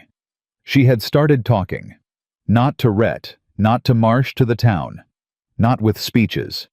Not with the kind of public performance Charles was so skilled at. She talked the way she had been doing things since she arrived in Dry Creek, quietly, directly, and with the particular authority of someone who has nothing left to perform. She talked to Ruby's mother first, a woman named Agnes, who ran a tight household and had always reserved her judgment on Adeline, with the caution of someone who had learned not to form opinions too fast in a place where opinions cost. Adeline sat at Agnes's kitchen table with coffee and told her the truth. Not the sanitized version. The actual truth. Her father, the debts, the letter in the desk drawer, the train ticket bought with her mother's jewelry, all of it. Agnes listened without interrupting. When Adeline finished, Agnes sat for a moment. Then she said, "My first husband had debts too. Different kind. Same result." She looked at Adeline directly. "You're not what people said you were when you arrived." "No," Adeline said. "What you are is a woman who left before she got trapped," Agnes said, "which takes more nerve than most people give it credit for." Agnes talked to 4 women. Those 4 women talked to others. Not gossip, something different in texture, something that traveled with the weight of being verified, being real. By Thursday, the balance in Dry Creek had shifted another fraction. Mabel Pruitt noticed. She did not adjust her opinion. Mabel Pruitt had not adjusted an opinion in 30 years, and was not about to start, but she became quieter about it, which was its own kind of retreat. Charles noticed too. Rhett saw him in the street on Thursday afternoon and registered the change in his posture. The calculation behind his eyes had accelerated. The careful patience of a man managing a process had given way to something sharper, less controlled. The plan was not moving at the pace he needed it to move, and the ground he'd expected to control was shifting. That was the moment Rhett became genuinely specifically concerned. Because a patient, Charles Whitmore was dangerous in a manageable way. A Charles Whitmore who felt his timeline slipping was something else entirely. He went home and told Adeline, "Don't go into town alone." She looked at him. "Rhett, I'm not telling you what to do," he said. "I'm telling you what I need. Take someone with you. Beaumont. One of the hands, Clara, anyone. Don't go alone." He held her eyes. please." She heard the please. He did not say it often. "All right," she said. Sure. She went alone on Friday. Not because she ignored him, because she forgot, or because the habit of independence is harder to suspend than intention, or because the morning felt ordinary in the specific way that ordinary mornings do before they become something else. Eli needed new bootlaces, the kind Fletcher kept in the back room, and it was a quick trip, a 10-minute trip, and she was back before anyone noticed she'd gone. She never made it back. She was 3 blocks from Fletcher's store when the man in the suit that didn't quite fit stepped out of the gap between 2 buildings. The third man, the one whose purpose at Charles's arrival had never been stated, came from the other direction. She didn't scream. She thought later that she should have screamed, that screaming was the obvious and correct response, but what happened in the first second was not fear. It was a pure electric rage, the kind that comes from being grabbed again after you believed you were past being grabbed. And she fought immediately, using everything she had, elbows and weight, and the deliberate damage that the months at the ranch had given her body back. But there were 2 of them, and she was one person, and they had a covered wagon waiting at the end of the alley. By the time anyone in Dry Creek understood something had happened, it was already over. Eli found her gloves. One of them dropped in the alley near the gap between the buildings. He found it while running an errand for Beaumont, and he stood holding it for a full moment with the 9-year-old's clear, uncluttered capacity for understanding exactly what something means. He ran. He ran the full distance from town to the ranch without stopping, which took 11 minutes and cost him the ability to speak coherently for another 2 minutes after he arrived, but which put the glove in Rhett's hand while there was still time. Rhett looked at the glove. He looked at Eli, who was bent double trying to breathe, and said, "Which way did the wagon go?" "East." Eli managed. "Out past the mill road. I saw it from the end of the street. East. Away from the rail line, away from town, away from anything that would be easily observed." Rhett was already moving. He went to the barn with his voice carrying 3 ranch hands' names in the tone that communicated the full situation without requiring explanation. He was saddled in under 4 minutes. By the time Clara appeared in the yard at a run, having heard the commotion from the house, he had a rifle across his saddle and his hat pulled low, and the expression on his face that made men step out of his way instinctively. "Rhett," Clara started. "Send word to Marsh," he said. "Tell him to have Dale Pruitt in front of a witness when this is over." He looked at her. "I'm bringing her back."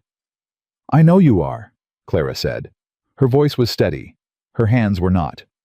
"Rhett, don't do something that can't be undone."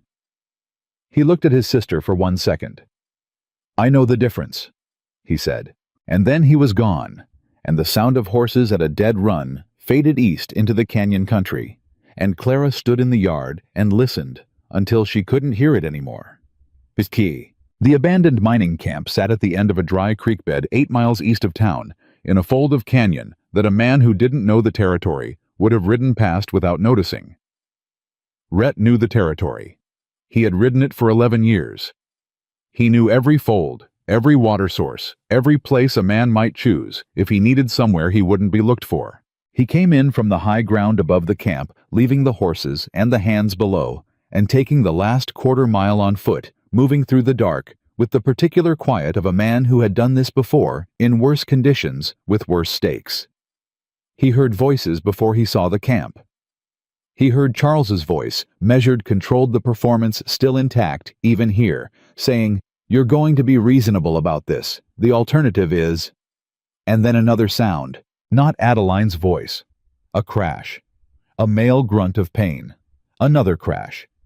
Rhett came over the ridge and saw the camp, and stopped. One of the suited men was on the ground unconscious, his involvement in the evening clearly concluded. The second man was pressed against the wall of the mine structure, holding his forearm with both hands, blood showing dark between his fingers. Adeline was standing in the center of the camp. She had a knife, a short one, a working knife, the kind a woman keeps in her boot because she has learned to keep things in her boot, and she was holding it with the grip of someone who has never been trained and doesn't need to be, because training is optional when necessity is sufficient. Charles was 6 feet away from her, perfectly still, recalibrating everything he had believed about this situation. He had brought 2 men to manage a frightened woman. He had miscalculated. Rhett stood at the edge of the camp for a moment. Something happened in his chest that he did not have a complete word for. Not just relief, not just the release of the terror that had been driving him the past 3 hours, but something larger than either. The recognition of something he had known for weeks, but was seeing confirmed in the most irrevocable way possible. The woman he had been racing across the desert to save had not needed saving. Not entirely. Not in the way he'd feared. She had bought herself time. She looked up and saw him. Something moved across her face. Relief and anger and defiance all at once. None of it outcompeting the others, and she did not lower the knife. "You're late," she said. "I know," he said. He walked into the camp and came to stand beside her, and the ranch hands came in behind him and spread out around the edges, and the man against the wall made one assessment of the situation and decided his arm was the most important thing in his life at the moment. Charles looked at Rhett. "This is assault," Charles said. "Multiple witnesses. Your men can confirm the knife. My men," Rhett said, "can confirm whatever they saw, which is a woman defending herself after being taken off the street by 2 hired men." He looked at Charles without blinking. "You want to have that conversation in front of a judge?" Charles's jaw tightened. The performance was still there. He was too practiced to lose it entirely, but something behind it had changed. The certainty. The absolute confidence that the outcome was already arranged. "She belongs to me legally," Charles said. The word legally was doing everything it could. The arrangement with her father. "The only thing she belongs to," Rhett said, his voice dropping to the register that ended conversations, "is herself." The silence that followed was absolute. Then Charles moved, not a retreat, something worse, a lunge forward with the desperate speed of a man abandoning strategy for damage, and Rhett met him. What happened next was not elegant. Rhett Callahan had grown up in a territory that did not produce elegant fighters. He had survived a war. He had spent 11 years managing land and men and situations that required absolute physical authority and the willingness to apply it. He was not a violent man in the way people assumed. He did not enjoy it, did not seek it, had spent considerable effort building a life that didn't require it, but he was very, very good at it when required. Charles landed one hit. It was a solid one. The man was not physically weak, whatever else he was, and it rocked Rhett back a step. Then Rhett put him on the ground and kept him there, and the fight stopped being a fight. It became something else, something that would have had no good ending if Adeline had not put her hand on Rhett's arm. "Stop," she said. He heard her. He was breathing hard, and the thing that had been driving him since Eli showed up with the glove was still fully engaged, still looking for an outlet, and the man on the ground was the reason for 8 miles of desperate riding in the dark. "Rhett," her hand on his arm, her voice steady. "Stop." He stopped. He pulled back and stood, and Charles stayed on the ground, and the camp was very quiet. "He's not worth it," she said. "Not what it costs you." She came to stand beside him, not between him and Charles, but beside him, her shoulder against his arm. "I need you here. After. I need you not to do something that takes you away from after." He looked at her. At her bare hands, she'd lost the gloves somewhere, or taken them off, and the knife still in her right hand, and the absolute grounded certainty in her face. She had fought her way to this moment. She was not going to let it be ruined by what happened next. "All right," he said. His voice was rough. "All right." He straightened fully, looked down at Charles. "You're done here," he said. "Everything you filed, everything you arranged, every judge you paid my attorney is already dismantling it. Your man in Pima County is going to have company from the territorial governor's office by the end of the week." He paused. "And what happened here tonight? The kidnapping, the hired men, the knife wound, you're going to try to explain that's a criminal matter in this territory, not a civil one." Charles looked up from the ground. The performance was gone. What remained was a man who had made a serious error in judgment and was beginning to understand its full dimensions. "You can't prove," Eli Cooper, Rhett said, "is 9 years old, and saw your wagon leave the alley. A 9-year-old's testimony in front of a sympathetic jury against a Chicago politician who came west and had a local woman taken off a public street. He let that settle. Try me. Charles said nothing. One of the ranch hands stepped forward and pulled him upright. And Charles went without resistance, and something in that going without resistance told Rhett more than anything else had about the actual state of things. Charles Whitmore, who had built his plan on the assumption that Adeline Brooks was a frightened woman and Rhett Callahan was a simple obstacle, had arrived in Dry Creek with a complete architecture and was leaving it with nothing. Not because the architecture had failed, because he had built it to contain something that no longer existed. Hooray! They rode back in the dark. She was beside him. He'd given her his horse and taken one of the hands, and they rode in the particular quiet of people who have been through something together and are still processing the shape of it. After a while, she said, "The knife was from my boot."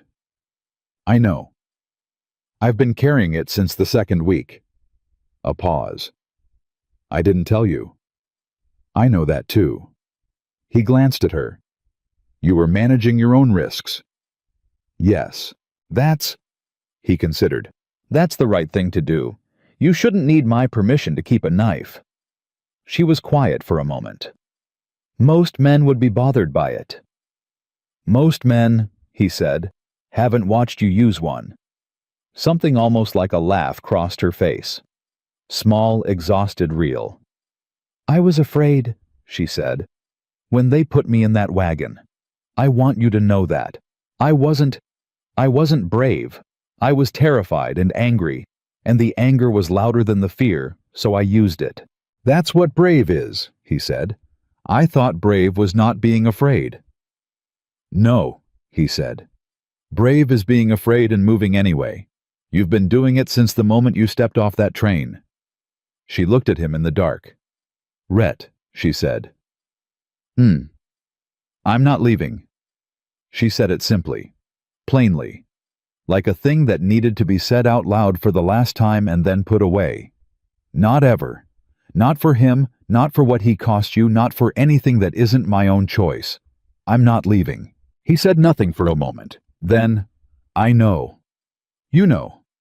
You walked back into that room last night and put your things away," he said. "You already told me." She had forgotten he'd seen that. She looked at the canyon ahead of them, the stars overhead, the red rock country she'd come to know in a matter of weeks, the way she'd never known anywhere in years. "Your cattle contracts," she said. "Being managed. Your reputation survived worse." Charles. "Being arrested," he said. "Marsh has Dale Pruitt and 2 witnesses in a room right now. By the time we get back, the formal complaint will be filed."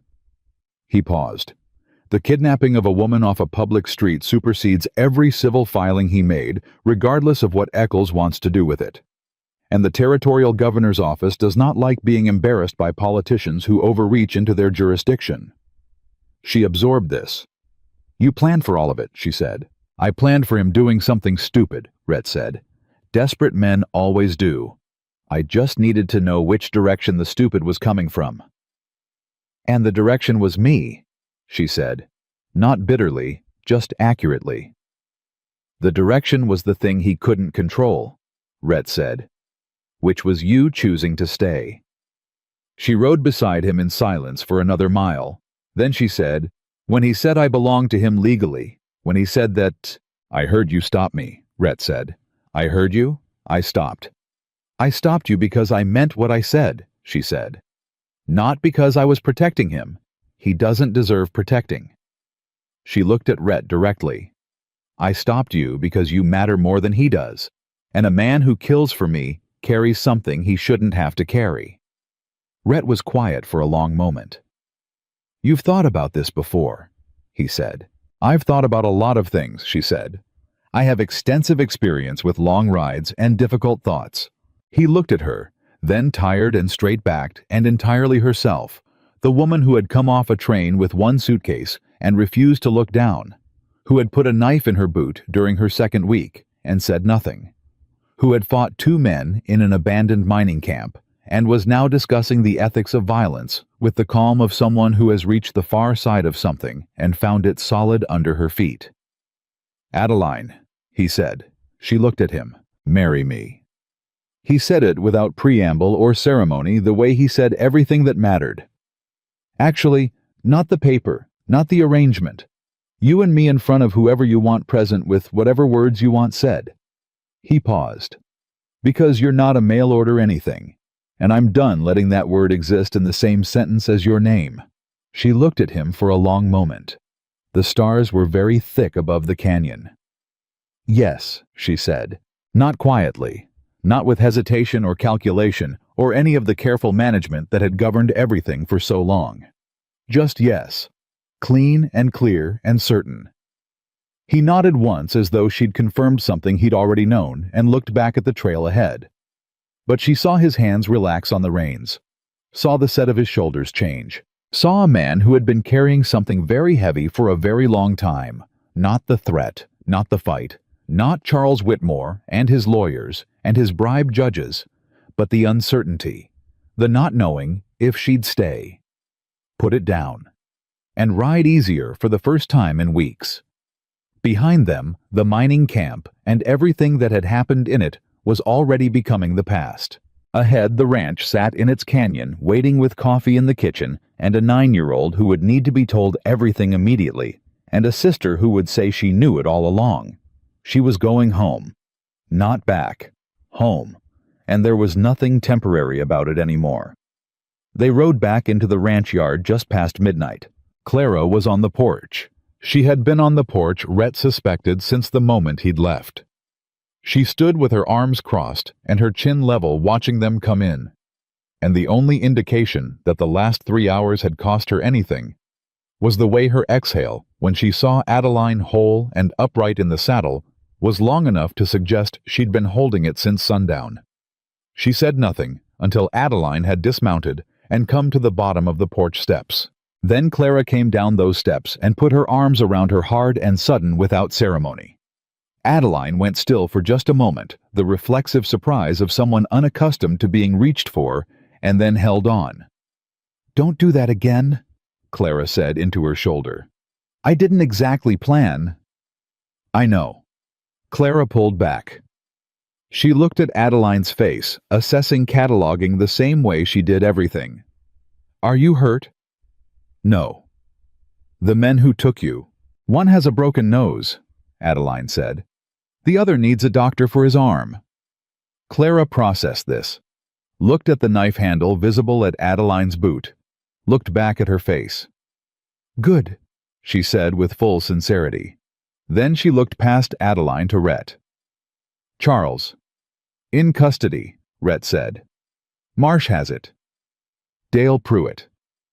"Sitting in a room with 2 witnesses and a criminal complaint that is significantly above his capacity to manage," Rhett said. "He'll hand it up by morning."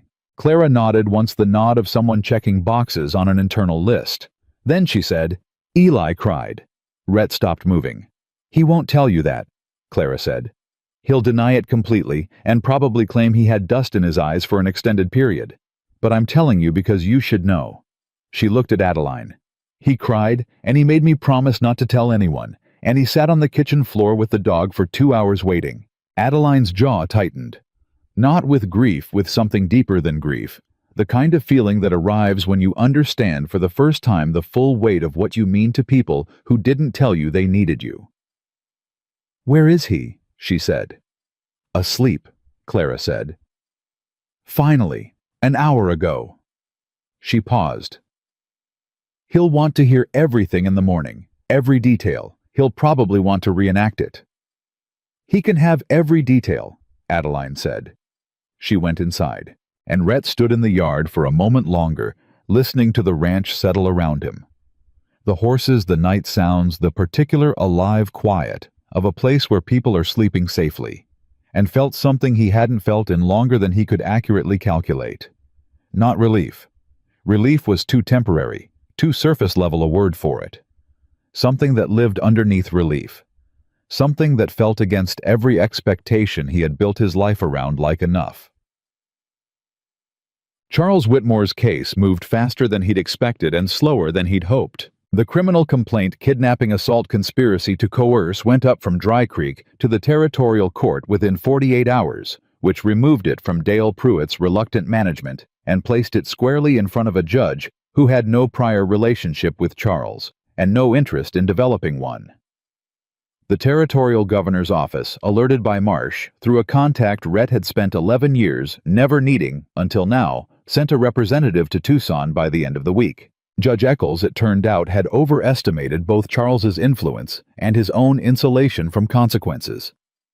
When the governor's representative arrived with documentation of the private meeting and the prior filings, Eccles did what men in his position invariably do when the mathematics changes. He reconsidered his position with remarkable speed and thoroughness. The civil filings Charles had brought, the contested marriage, the coercion implications, all of it collapsed without the judicial cooperation that had been their foundation. Without Eccles, without Dale Pruitt's compliance, without the leverage he'd expected to apply to Rhett's business relationships, Charles Whitmore had a criminal charge, a territory he was no longer welcome in, and a reputation that was traveling east ahead of him on the telegraph wire. He did not fight extradition. He left on a Thursday in a different hired coach with considerably less ceremony than his arrival had carried. Marsh accompanied the process personally and sent Rhett a telegram when the coach cleared territorial limits. 2 words: he's gone. Rhett read the telegram at the kitchen table and set it down and went back to his breakfast. Adeline watched him from across the table. "That's it," she said. "That's it." She looked at the telegram, at those 2 words doing 11 weeks of work in a single line. "I expected to feel more," she said slowly, when it was over. "What do you feel?" She thought about it honestly. "Hungry," she said. "I feel hungry. I missed breakfast yesterday, and I'd like eggs." He looked at her for a moment. Then he got up and made eggs. And that, in its own quiet way, was the most complete answer either of them had for what came after. The town shifted the way towns shift, not all at once, not with any dramatic declaration, but in accumulated small adjustments that eventually add up to a different landscape. Agnes, who had listened to Adeline at her kitchen table and believed her had talked to the right people in the right tone. The story that circulated now was not the one Charles had constructed, the vulnerable woman, the manipulative rancher, the concerned civic-minded visitor from Chicago, but the one that was actually true and actual truth. Once it starts moving in a small town, is difficult to stop. Mabel Pruitt did not apologize. Mabel Pruitt was constitutionally incapable of apology, which was a fact everyone, including Mabel, had long since accepted. But she stopped. The active campaigning, the gathered women, the loud opinions voiced in doorways, it stopped. And in the particular social mathematics of Dry Creek, Mabel Pruitt, going silent, was as close to a public retraction as the town was going to produce. Fletcher, who had addressed Adeline as Mrs. Callahan since the day Rhett had his brief private conversation about courtesy and consequences, began asking her opinion on supply scheduling. She gave it. He used it. He never acknowledged either of these things directly, which was exactly the kind of credit she had learned to accept from men like Fletcher without requiring anything more formal. The hands at the ranch, who had never needed the town's opinion to form their own, were simply quietly satisfied. Beaumont won the bet, which turned out to be a modest amount of money, collected from 7 participants who had underestimated the timeline. He accepted it without comment and added an extra serving to everyone's supper that evening without explaining why.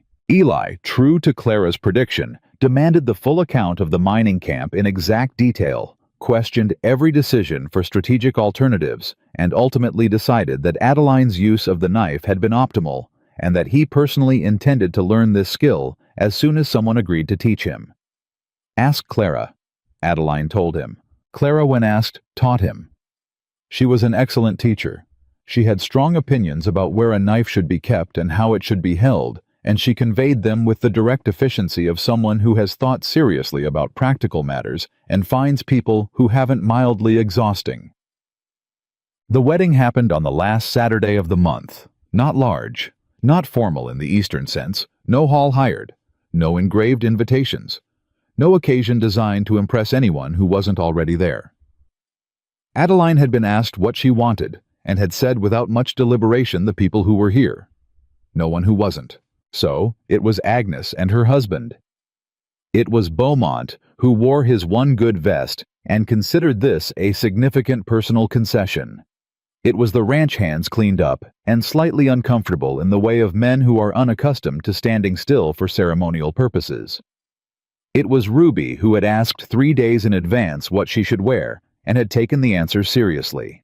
It was Eli who wore his regular clothes because no one had thought to specify otherwise and who stood beside Rhett with the self-appointed gravity of someone who considers himself essential to proceedings. It was Clara who stood on Adeline's side and held her hand before the words started, and did not cry, which cost her more effort than anything else she did that day. The words themselves were simple. The pastor from the next town over read them plainly, and they answered plainly, and when it was done, it was done. Rhett held her hand through the whole of it. Afterward, in the yard, Eli said, "That was faster than I expected." "That's generally the goal," Rhett said. There wasn't any cake. Beaumont made pie. Eli considered this. Pie is acceptable, he decided. Adeline laughed. It was the kind of laugh that comes out of the body before the mind decides whether to allow it genuine and sudden and full, and it caught Rhett mid-turn, so that he saw the whole of it, and what moved across his face in that moment was something he couldn't have named and didn't try to. He just looked at her, and kept looking. The way a man looks at something he still can't entirely believe is real. Fake. The first change came the week after. It started with a woman named Helen, who arrived at the ranch gate on a Tuesday morning with 2 children and a single bag, and the expression of someone who has made a decision at the very end of their capacity to keep waiting. She had heard through Agnes through the network that had been quietly forming in the weeks since Adeline's truth had started traveling that the Callahan Ranch was a place where a woman in difficulty might find practical help rather than public judgment. She had heard correctly. Adeline brought her inside. She sat with Helen for 2 hours. She asked the right questions and listened to the answers and did not flinch at any of it, and at the end, she went to find Rhett.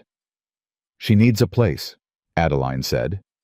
"A few weeks, until she can arrange for her sister in New Mexico to receive her." Rhett looked at her, then passed her toward the main house. "The east room's empty," he said. "I know." "She can have it," he said. Adeline looked at him. "What?" he said. "Nothing," she said. I thought you might want to discuss it." "What's there to discuss?" He went back to what he'd been doing. "She needs the room. The room's empty. If she can do useful work while she's here, that's a benefit. If she can't, the room's still empty either way." She watched him for a moment. "Rhett Callahan," she said. He looked up. "You are not what people think you are," she said. "People think a lot of things," he said, and looked back down. But she saw the line of his shoulders, and the way he very deliberately did not smile, and she went back to the house to help Helen settle the children into the east room. Helen stayed 3 weeks. She was handy with horses and helped in the corrals. When she left for New Mexico, she took a letter of introduction from Adeline addressed to 3 women she knew there, and she cried at the gate for long enough that Eli became visibly uncomfortable and looked at Rhett, who told him without looking up that crying was occasionally necessary and that the correct response was to look elsewhere and give a person room. Eli looked elsewhere. He filed this information carefully. 2 weeks after Helen left, another woman came, then 2 more. Then a family passing through with nothing. The particular Arizona Territory variety of nothing that means winter is coming, and there is no plan for it. They stayed. They worked. They moved on when they were ready, or in some cases, they didn't move on at all. The school was Adeline's idea, shaped during the long evenings when she'd watch Ruby and Eli and Sims work through their reading by firelight, and think about the other children on neighboring properties who had no such evenings, no such time set aside, no one for whom their education was the final business of the day. She brought it to Rhett on a Wednesday over breakfast, laid out with the specific precision of someone who had prepared for possible resistance and intended to be thorough. He listened to the whole presentation. Then he said, "The south building isn't being used." She blinked. "I know, but I thought—" "It'll need work," he said. "The floor is bad in the eastern half. I can have the hands fix it this week." She set down her fork. "You're not going to argue about it." "What would I argue?" he said. "Children need schooling. You want to provide it. We have the space." He looked at her. "Was I supposed to need convincing? Most men." "You keep expecting me to be most men," he said.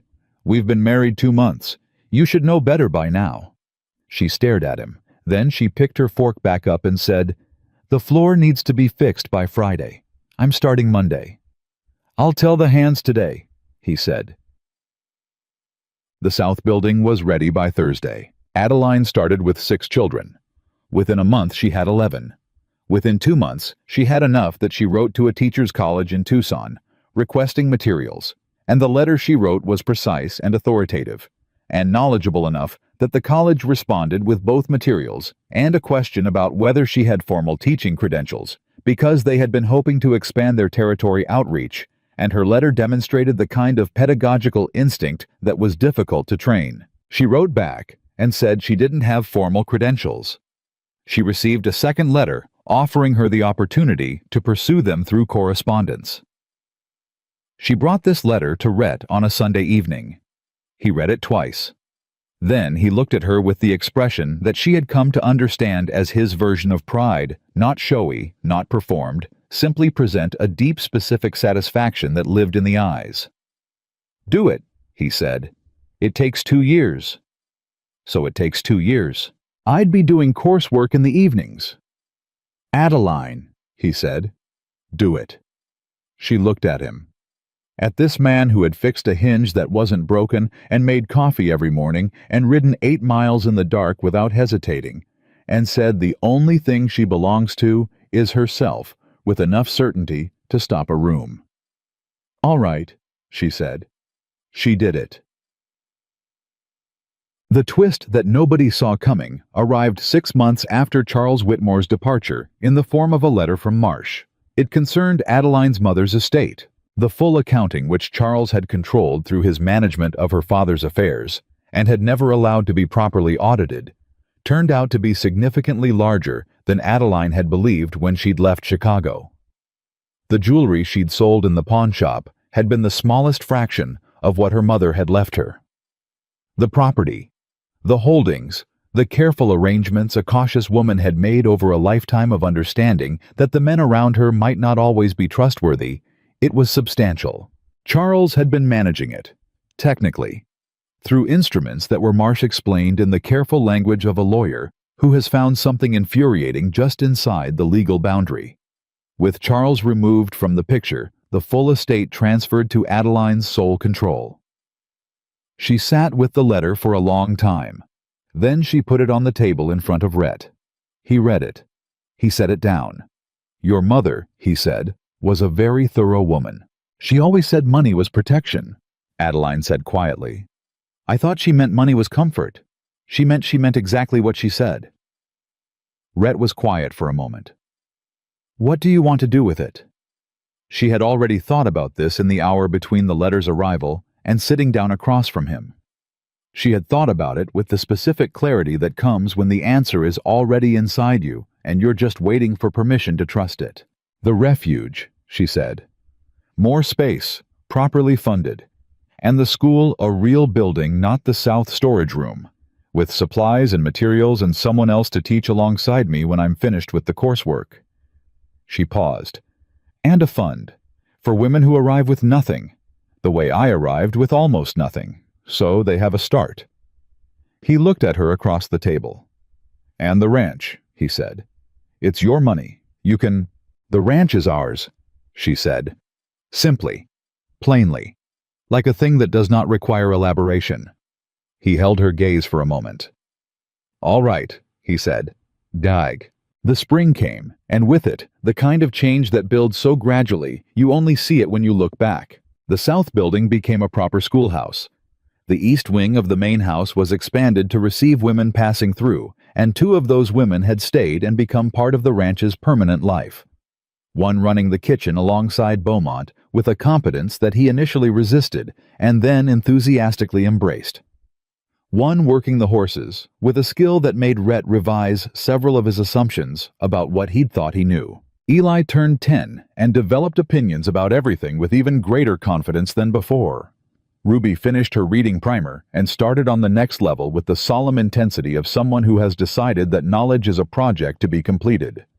Sims, who had been the quiet one, discovered that he had a gift for numbers that made Adeline's eyes go wide the first time she understood the extent of it, and she wrote to Tucson about him specifically. The hands who had watched all of this from the beginning said little about it to outsiders, but among themselves in the bunkhouse in the evenings, there was a consensus that had been forming for months and that had solidified into something they considered simply true. The ranch was different now. Better different. The kind of different that happens when a place that had been functioning becomes something that's also alive. Rhett was different too. Not changed, that wasn't the right word. He was entirely recognizably himself. He was still the man who made decisions without elaborate consultation and meant what he said the first time and expected others to do the same. He was still the man who resolved problems with the particular directness of someone who considers extended negotiation an inefficient use of available time. But he laughed more. Not often. He was not a man who laughed easily, and that would not change.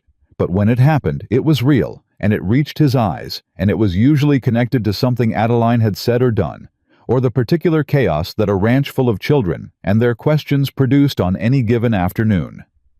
He slept through the night. For the first time in as long as he could remember, he woke in the morning, and the first thought was not the list of problems requiring management. The first thought was simply here. This. The ranch.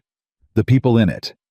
The woman in the room across the hall, who had become, without his planning for it, or particularly trying to stop it, the organizing fact of his life. He slept through the night and woke up thinking about the day ahead, and found it, against all his previous experience, something to look forward to. Tink! She found him on the porch one evening in late spring. The sky doing what Arizona skies do when they decide to be generous, burning orange and deep red, and a purple that had no business being that beautiful. And she came out and sat beside him, and they were quiet together, in the particular comfortable quiet of people who have stopped needing to fill the space. After a while she said, "Can I ask you something?" "You always ask before you ask," he said. "You never actually need permission." "It's a habit," she said. "I'm working on it." She turned to look at him. "When exactly did you decide I was yours?" He looked at her. The question sat between them with the particular weight of something that has been understood for a long time and is only now being said in words. "You know when," he said. "I want to hear you say it." He was quiet for a moment, not reluctant, just taking the time that something true deserves. "The platform," he said. "First glance." She held his gaze. "You didn't know anything about me." "No," he agreed. "I could have been anyone." "You could have," he said. "But you weren't. You were you." He looked at her with the full, unobstructed weight of it, no management, no control, just the thing itself. "You walked through 40 people staring at you, and your eyes didn't drop. That's all I needed." She was quiet for a moment. "It took me longer," she said. "I know. I didn't trust it. I didn't trust." "I know," he said again. "You had better reasons than most people not to trust it." He looked out at the sky. "You got there." "I got there," she agreed softly. He reached over without looking and put his hand over hers on the armrest of the chair. She turned her hand over and held his. They sat like that while the sky finished its business with the colors. From inside the house came the sound of Eli arguing a point with Clara loudly, passionately, without apparent concern for the time of evening, and Ruby's voice adding a calmer counterpoint, and Beaumont's deep dissenting rumble from the direction of the kitchen, and underneath all of it, the particular background texture of a house full of people who are exactly where they belong. "Rhett," she said. I want you to know something." He looked at her. "I came here running," she said. "I came here with one suitcase and a broken clasp, and I was so tired I couldn't have told you what I was hoping for. I just knew I needed somewhere to stop." She looked at their joined hands. "I didn't know I was looking for this. I didn't know this was something I was allowed to look for." He waited. "I'm not running anymore," she said. "I haven't been for a long time. But I want you to know it's not because I'm tired of running or because you stopped the thing I was running from." She met his eyes. "I stopped because there's nowhere I'd rather be than here. That's different. That's a choice." He looked at her for a long moment. "Yes," he said, "it is." "I choose this," she said. "Every morning. I chose it yesterday, and I'm choosing it now, and I'll choose it tomorrow." He raised her hand and pressed it briefly to his jaw. Not a kiss. Exactly, something more fundamental than that contact and acknowledgement, and the full weight of what he could not always find words for, and then set it down again. "I know," he said. He said it the way he said everything that mattered. Quiet. Absolute. Like something that has been true long enough that saying it again is simply confirmation.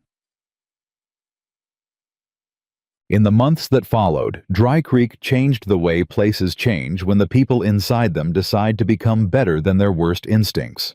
Agnes organized a formal women's network. Nothing grand in name, simply practical in function, that connected women across 3 counties, with resources, with information, with the understanding that difficulty was not shameful and that need was not weakness. She modeled it. She told people privately on the way. Adeline Callahan had sat at her kitchen table and told the truth without performing it. The schoolhouse produced its first student who went on to a college program, Sims 12 years old by then, whose talent with numbers had been noticed by the right people at the right time. He came back to visit on holidays and sat in the kitchen with Adeline doing the coursework she was still working through and arguing about methodology with the specific, enjoyable stubbornness of someone who has been taught that his opinion deserves to be heard. Eli grew up. It happened fast the way things do when you're watching them. He became a young man who was opinionated and direct and not afraid of difficult conversations or difficult work. And if some of the credit for those qualities belonged to a woman who had modeled them in front of him every day from the age of 9, he never said so directly. But he kept the glove, the one he'd found in the alley. He kept it in his room, and when Adeline discovered this years later and asked him about it, he shrugged in the way of a young man who is not about to be emotional about something if he can possibly avoid it, and said it was useful for remembering what fast action looks like. She left him with it. And on the porch, where all the important things between them eventually found their way to words, Rhett Callahan sat in the evenings with the woman who had arrived with everything worth bringing, in one worn suitcase, and watched the territory they had made into something neither of them had been brave enough to plan for. A home. Not the building, the people. Not the land, the life. He had been alone before she arrived in a way that had nothing to do with the number of people around him, and everything to do with the particular empty quiet of a man who has stopped believing anything is coming that's worth waiting for. He was not alone now. He was not ever going to be alone again. And the woman who had been called a mail-order bride by people who believed a label was the same thing as a truth, who had walked through their judgment with her eyes level and her spine straight and chosen every single day the life she wanted over the story they'd assigned her, sat beside him and held his hand, and knew with the complete, unshakable certainty of someone who has finally truly arrived. She was exactly where she was supposed to be. Not because someone put her there, because she chose it. And that made all the difference.